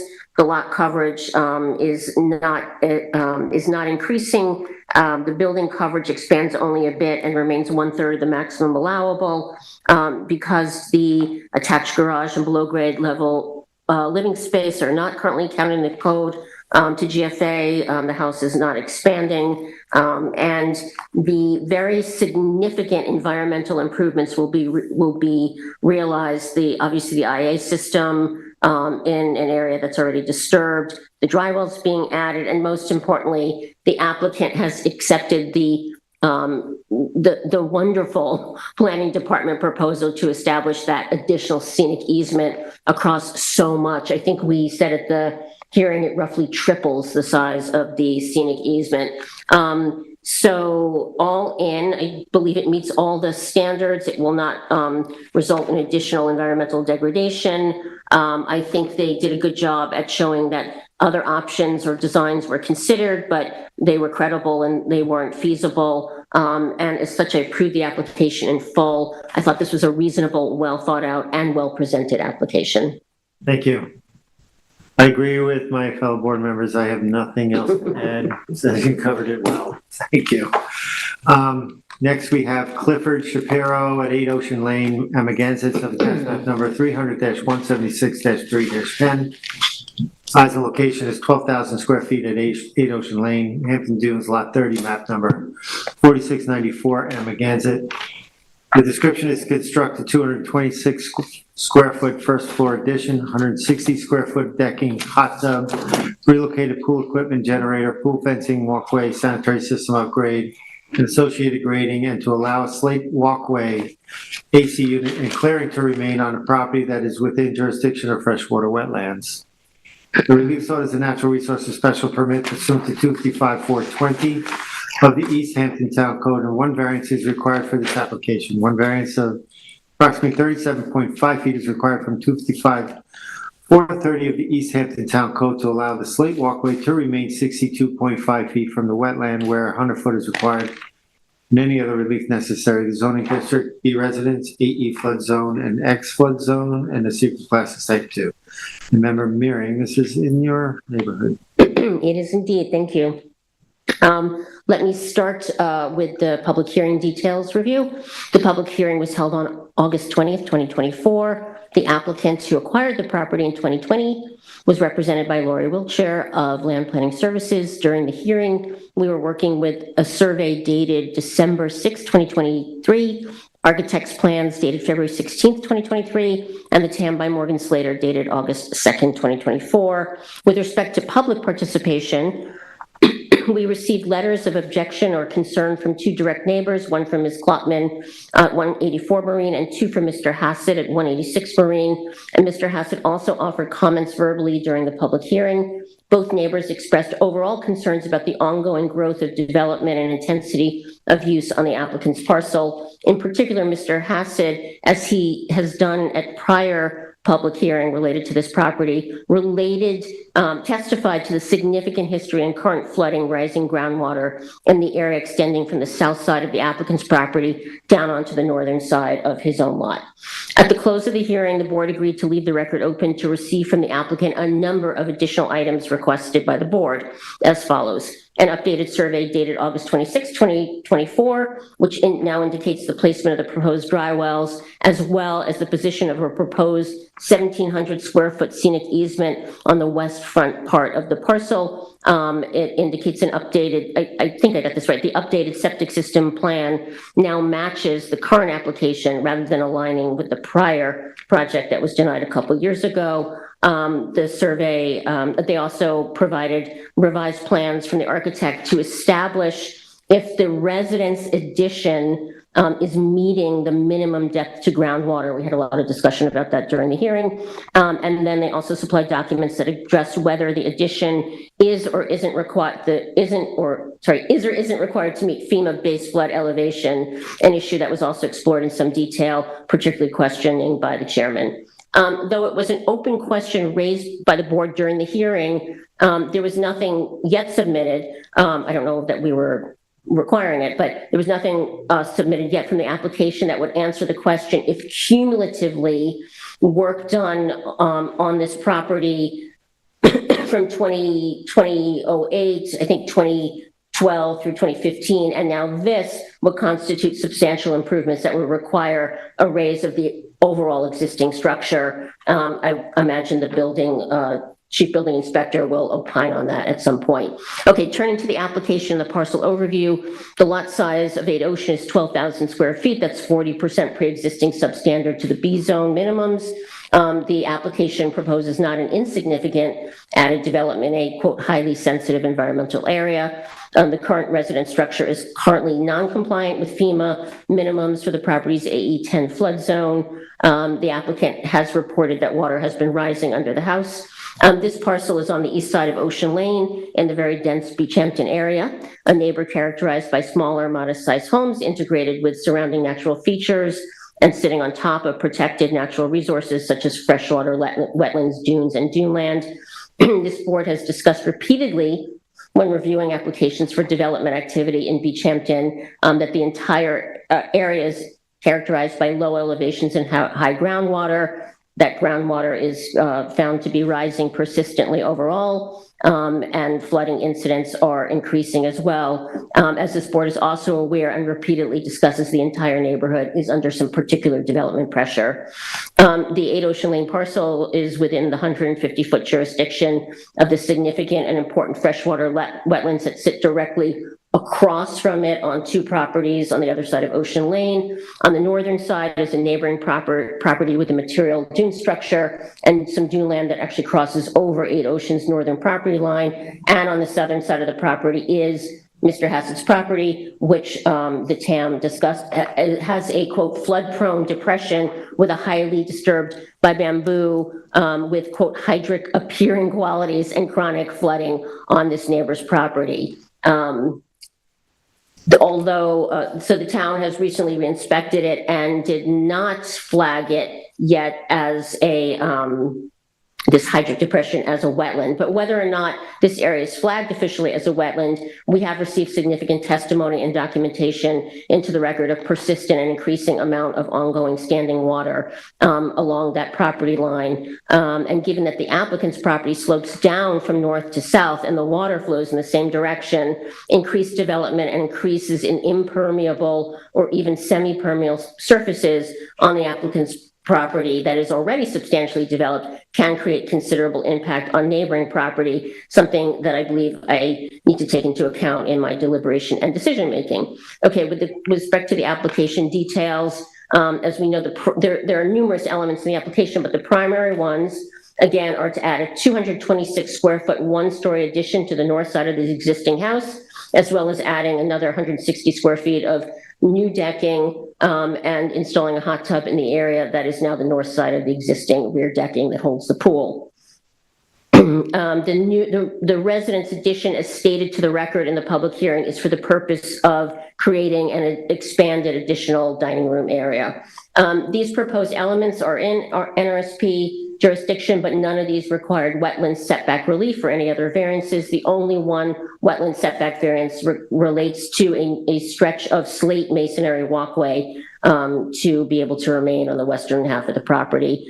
An upgraded IA sanitary system is proposed to be installed in the northeast corner of the property, which is considered at this point to be mitigation. The planning department agrees the proposed placement is the most conforming location, even though even with some regrading, it is noted, however, that the tanks themselves will be permitted to sit partially in the groundwater.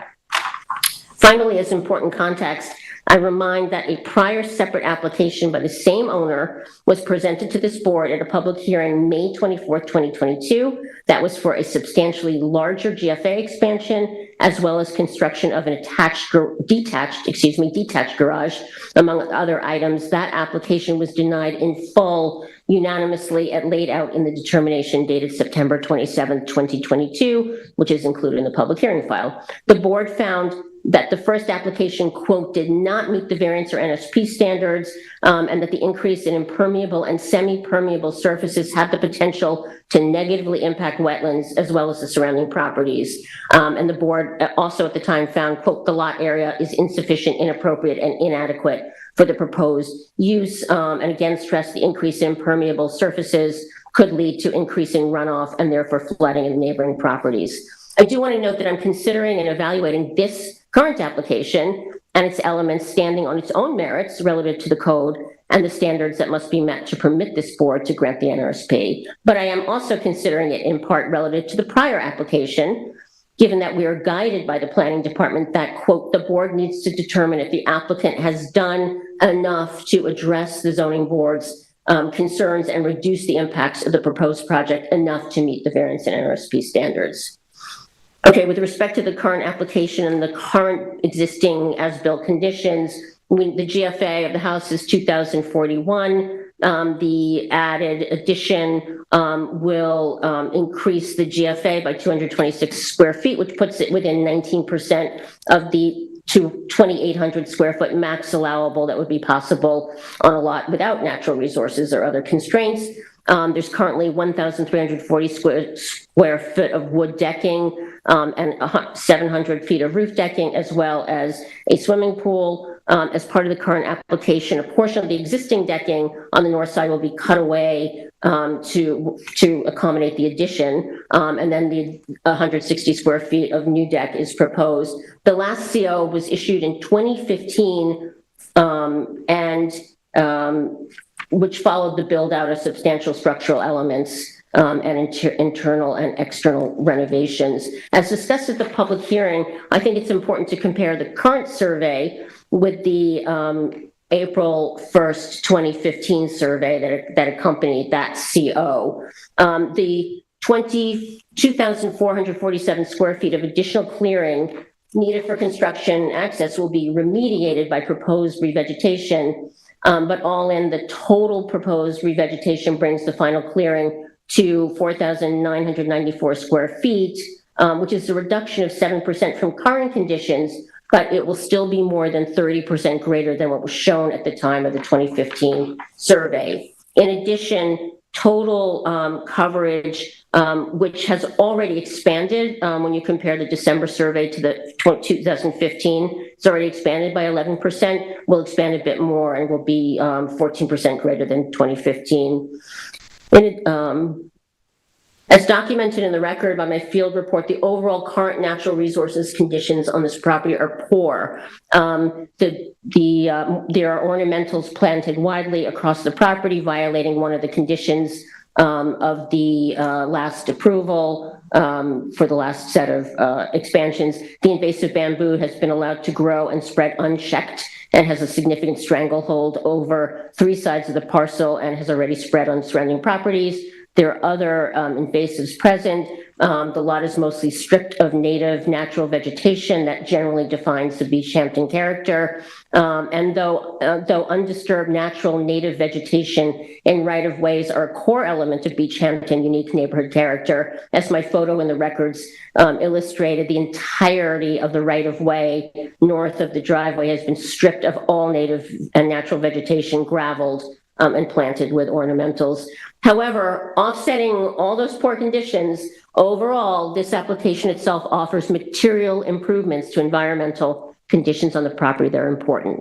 A 393 square foot reduction in clearing versus the current condition, the upgraded IA, the addition of dry wells, the removal of substantial amount of invasive bamboo, the proposed revegetation, in particular, what was described and recommended by the planner of a very significant, robust buffer on the south side of the property would be a condition of approval, and then the establishment of the proposed 1,700 square foot scenic easement towards the front of the property. Finally, there's one more important development regarding current conditions on this parcel that I need to raise. As the TAM and the property history card document, a stop work order was issued on the property on May 2nd, 2024 for a conversion of the crawl space under the existing house from sand to cement. I think the footprint is about a little over 1,000 square feet of the existing house. And that stop order came because that work was being done without the benefit of a building permit. We discussed this during the hearing, but we're not able to determine with certainty if all or how much of that unpermitted slab had already been established prior to the SWO, and it was not established during the public hearing where that unlawfully installed slab sits relative to average and seasonal high groundwater levels. We do not know at this point if the building department will approve it. Let me state, I acknowledge clearly that this board has been told we do not have jurisdiction to approve or deny the addition of the slab under the existing house itself. Nonetheless, the applicant's choice to significantly increase the amount of impermeable surface on the parcel beyond what other additions are proposed in the official application, by establishing 1,000 square foot concrete slab and closing in a basement that now might likely need to be pumped, where historically there's been one, in an area of rising groundwater and chronic increasing flooding, has changed the existing conditions and circumstances on the property quite materially relative to the proposed application before us. So though the new house slab is not technically a part of what is proposed in this application, and its ultimate approval or denial is not in our jurisdiction, its existence now and perhaps permanently has become a part of the existing conditions, and I must consider the impact of the proposed added impermeable and semi-permeable surfaces in the application relative to the existing conditions. Two primary elements of the 22 application. So the board, we're told that the board needs to determine if the application has done enough to address the ZBA's concerns and reduce the impacts of the proposed project, the last proposed project, enough to meet the variance and NRSP standards. The two primary elements of the 2022 application were to add 630 square feet of impermeable surface for the first floor addition and another 182 square feet of impermeable surface related to the attached garage set on the slab. That was 820 square foot total increase of impermeable surface. The board found, as we said before, that the lot area was insufficient, inappropriate, and inadequate for that, and was concerned about the increase in impermeable surfaces and its impact on runoff, flooding, and neighboring properties.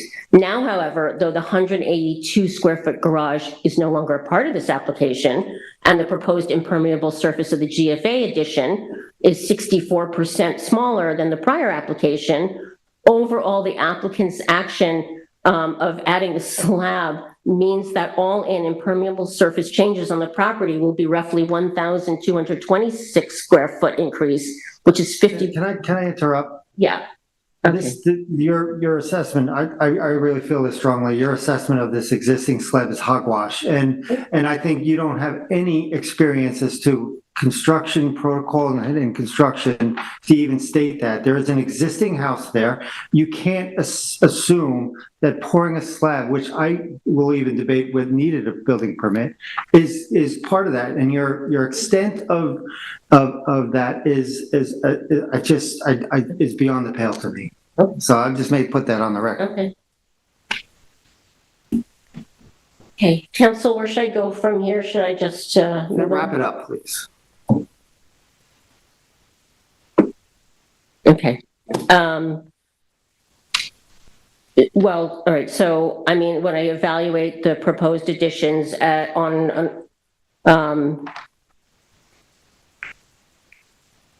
so I felt that if the application looked at in and of itself was all that it was, it did improve over the prior application. So on that basis, I was willing to approve it.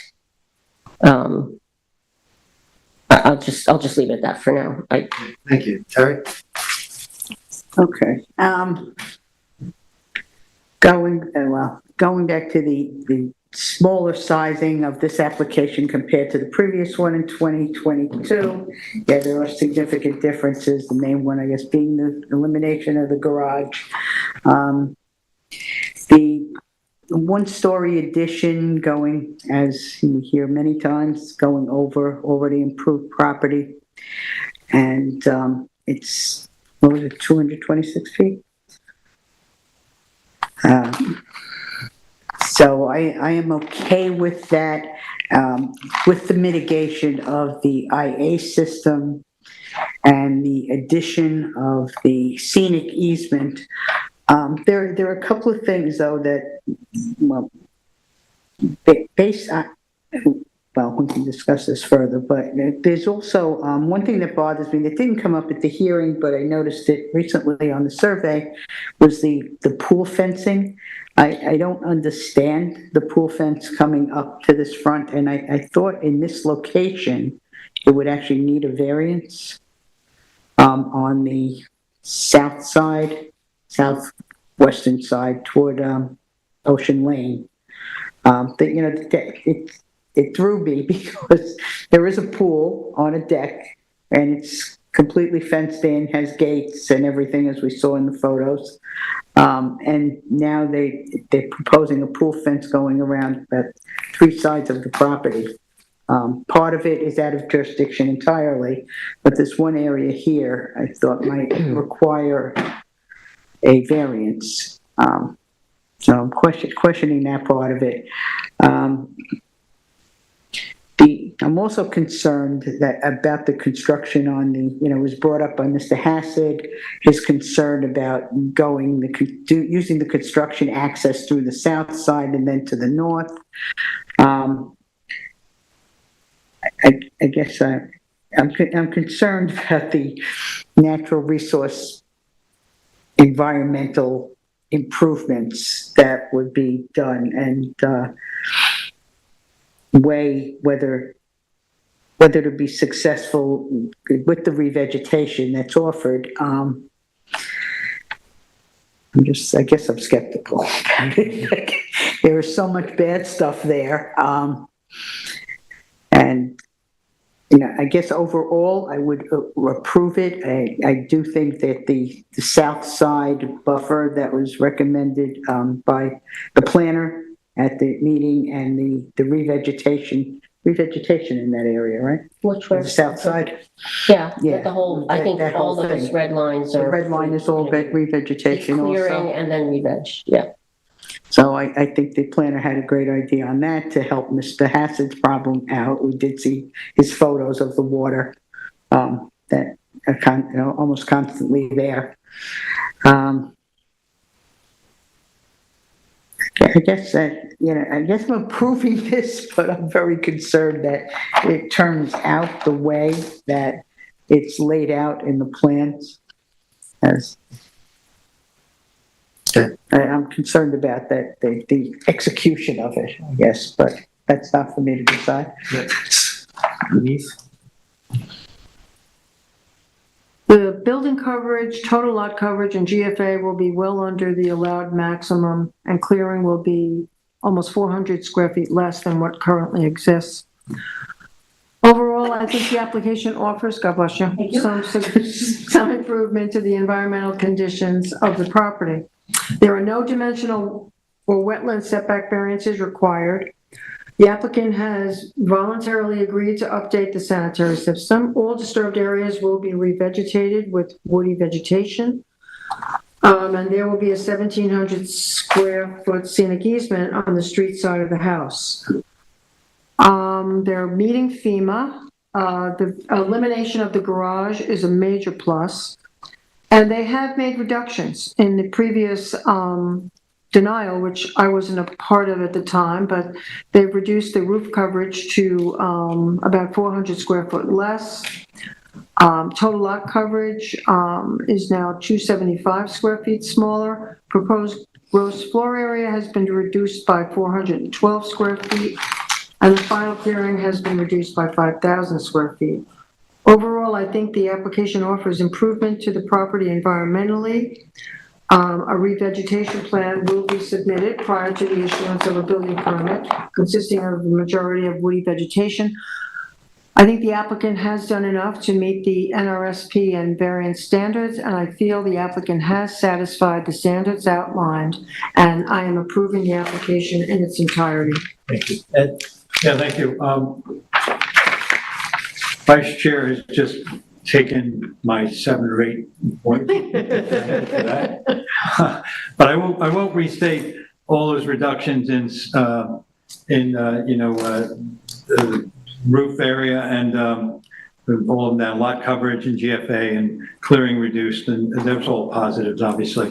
The IA system is a positive.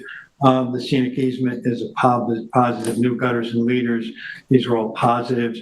Let me just see what else I have here. The addition is only 226 square feet in a very difficult spot, but nonetheless over a deck area. And this work will not trigger a FEMA compliance of the amount of work being done. There was a lot of discussion of the bottom of the footing brought up by the chair. Footing would be in order. We did get that drawing later on. We got some additional information about that. Let me see. And then the question really became, one of the questions became for us is this access and these combination of non-natives and the bamboo, which has taken over a lot of this parcel. This was all discussed in terms of what we'd like to see happen.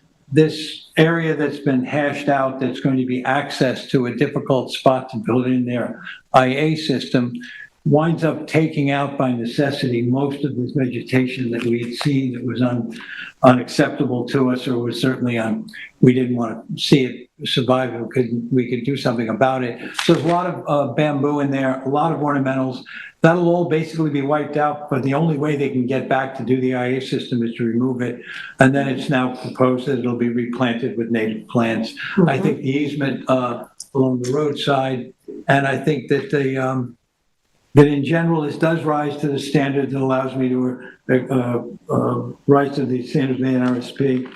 And I think that the other comments that always come up with neighbors about flooding, I always ask myself, will this make the flooding worse, or is the flooding a condition that is not going to be affected one way or another by this work here? I think the additional new planning that's going to happen along the property line between this and Mr. Assad's house should have the potential to help.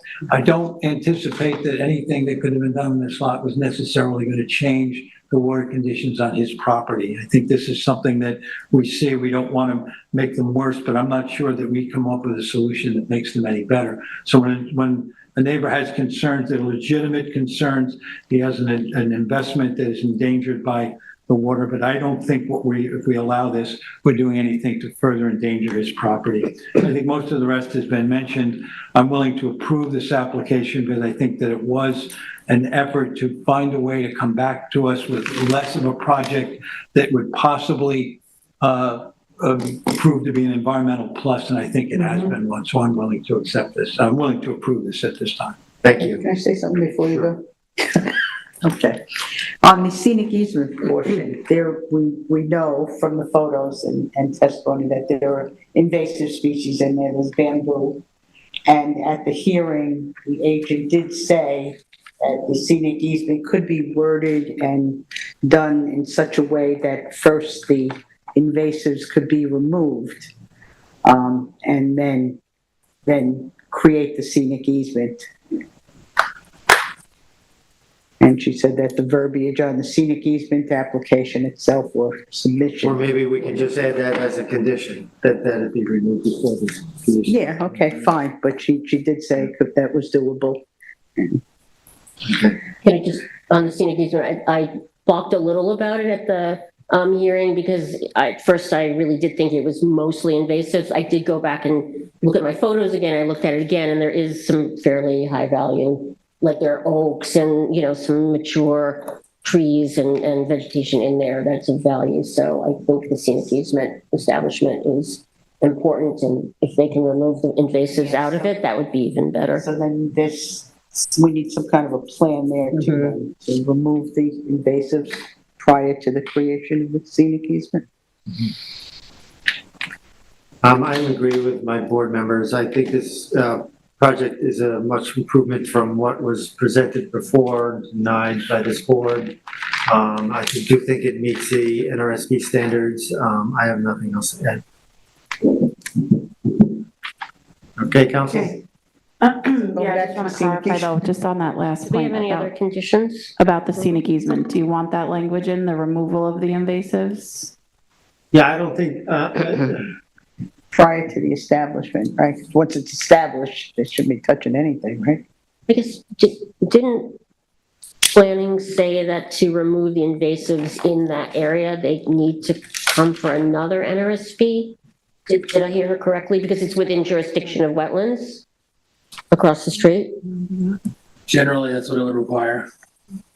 Right. It's technically clearing within jurisdiction. Mm-hmm. So how can we structure it in a way? Well, I mean, technically, this was noticed as any other relief necessary. Yeah, wouldn't that It's a fall under condition that? of the approval, the legal question. Yeah. Is the, So it falls under any other? Any other, It's more that's the board's Necessary? condition than anything. yeah, I don't know. I think, I honestly, just thinking off the top of my head, I think it's probably fine. And additionally, because it was, I remember that point being raised at the hearing, I remember Lori saying that.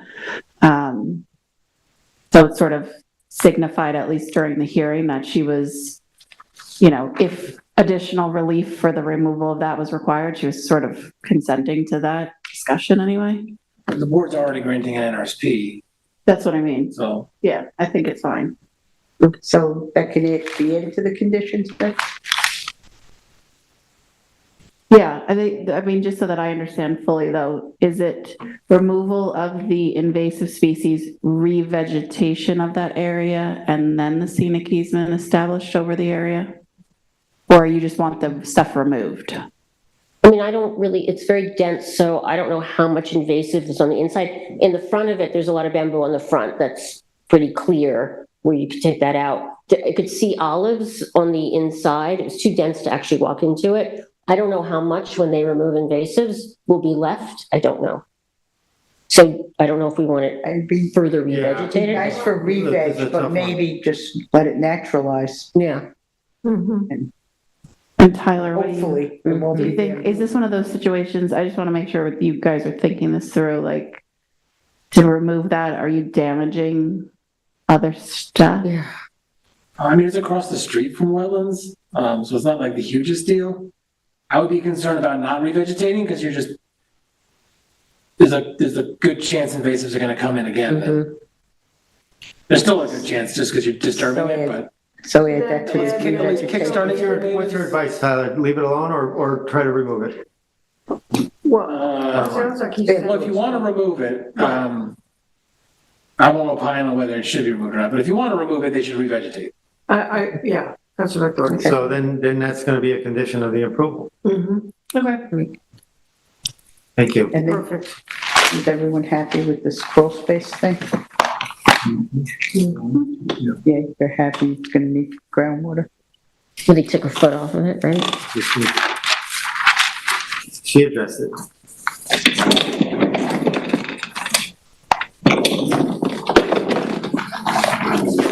We have an extension of time in this Cutillo at 71 Gloucester Avenue in Montauk, Suffolk, tax map number 300-19-7-1, an extension of a 2021 determination. I remember this. It's a recent one. I have no problem extending it. I do start thinking about these things. We used to have Zoom meetings during this time. Yeah, this one's pretty straightforward. It's the first extension of time that they need. Yeah. You okay with it? Wait, I'm okay with zoom it. in on it. Sure. See it? Yeah. This was Gloucester? This is right, they had Peter's Run in the back Yeah, of it this runs along one. here. Peter's Oh, Run. oh, I remember that Back one. here. Uh-oh. Yeah, I guess I'm okay with the extension of time. Can we have a Motion, motion? I'll do the motion because that was mine. Then in the case of Crutillo at 71 Gloucester Avenue, Montauk, Suffolk County Tax Map 300-19-7-1, I'd like to make a motion to approve an extension of time. Second? Concur. Concur. Okay. There were draft minutes of September 17th. Yes, let's make a motion to approve the draft minutes from the East Hampton Town Zoning Board of Appeals for September 17th, 2024. Second. Concur. Concur. Concur. Move on to our resolutions. We have Springs General Store at 29 Old Stone Highway in Springs, Suffolk tax map number 300-80-2-1. That would be me. I did have an opportunity to read the resolution prior to the meeting starting, and the only thing before us that night was to install parking, fencing, and decking less than 150 feet, but more than 100 feet from wetlands. The proposal before us also included the removal of all existing, I lost my mind. The proposal before us included removal of all existing permanent structures except for the driveway, which is less than 400 feet from the wetland. The entire board was in favor of this application, and I make a motion to approve the determination of Springs General Store, 290 Old Stone Highway, Springs, Suffolk County Tax Map Number 300-80-2-1, as written. Second. 290 or 29? It's on, it says One 29. second. Okay. 300-80-2-1 on 29 Old Stone Highway. 20, okay. Second. Okay, I'll concur. Concur. Concur, thank you. Next, we have Howard Lansner at 10 Dominic Court in East Hampton, Suffolk Tax Map Number 300-165-5-8.14. And that was, board members, was a approval for a detached garage that was proposed to be an attached garage. The board was unanimous on approving it. So with that, I'll make a motion on Howard Lansner at 10 Dominic Court, East Hampton, Suffolk Tax Map Number 300-165-5-8.14 to approve the resolution as written. Second. Concur. Concur. Thank you. Next, we have Gabriel Eichler and Douglas Newton at 73 Mako Lane in Amagansett, Suffolk Tax Map Number 300-175-6-34.1. This was mine. This was a case where we were asked to approve moving a swimming pool slightly from its originally approved location. We all considered it to be a small request, and we're not, but you were abstained. Yeah, I was recused. So it was a 4-0 approval of the application. Therefore, I'd like to make, No, I denied the pool fence. oh, the pool, okay, I'm sorry. Did it say that? Because I don't recall seeing that determination. Oh, it was sent to No, us, yeah. I don't know that it said that she didn't do I it. think so. Hold on, let me just pull it up. I did email it all to you. Yeah. Did you get that today? No, No, I in the other I day. looked at it, but I A couple of days ago, I didn't think. see the notation about you if there is one. Let me double check, just because, Charlie said it on them, he drafted them and I reviewed them.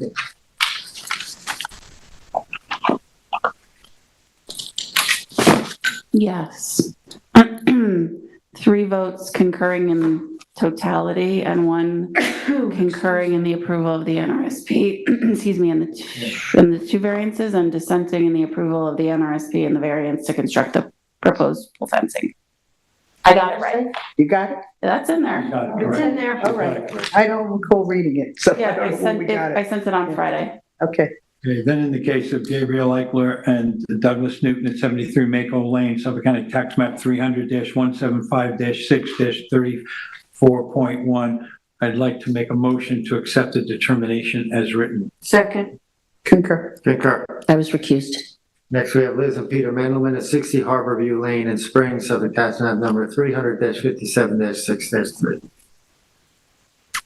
I was recused. You were recused. This is a bulkhead replacement and raising 12 feet. The board is unanimous in approving it. Therefore, I make a motion in Liz and Peter Mendelman at 60 Harborview Lane in Springs, Suffolk Tax Map Number 300-57-6-3 to approve the resolution as written. Second. Can you second it if you I don't know, I want? probably can't. I'll second But it. give me the second. I concur. Concur. Thank you. Sorry.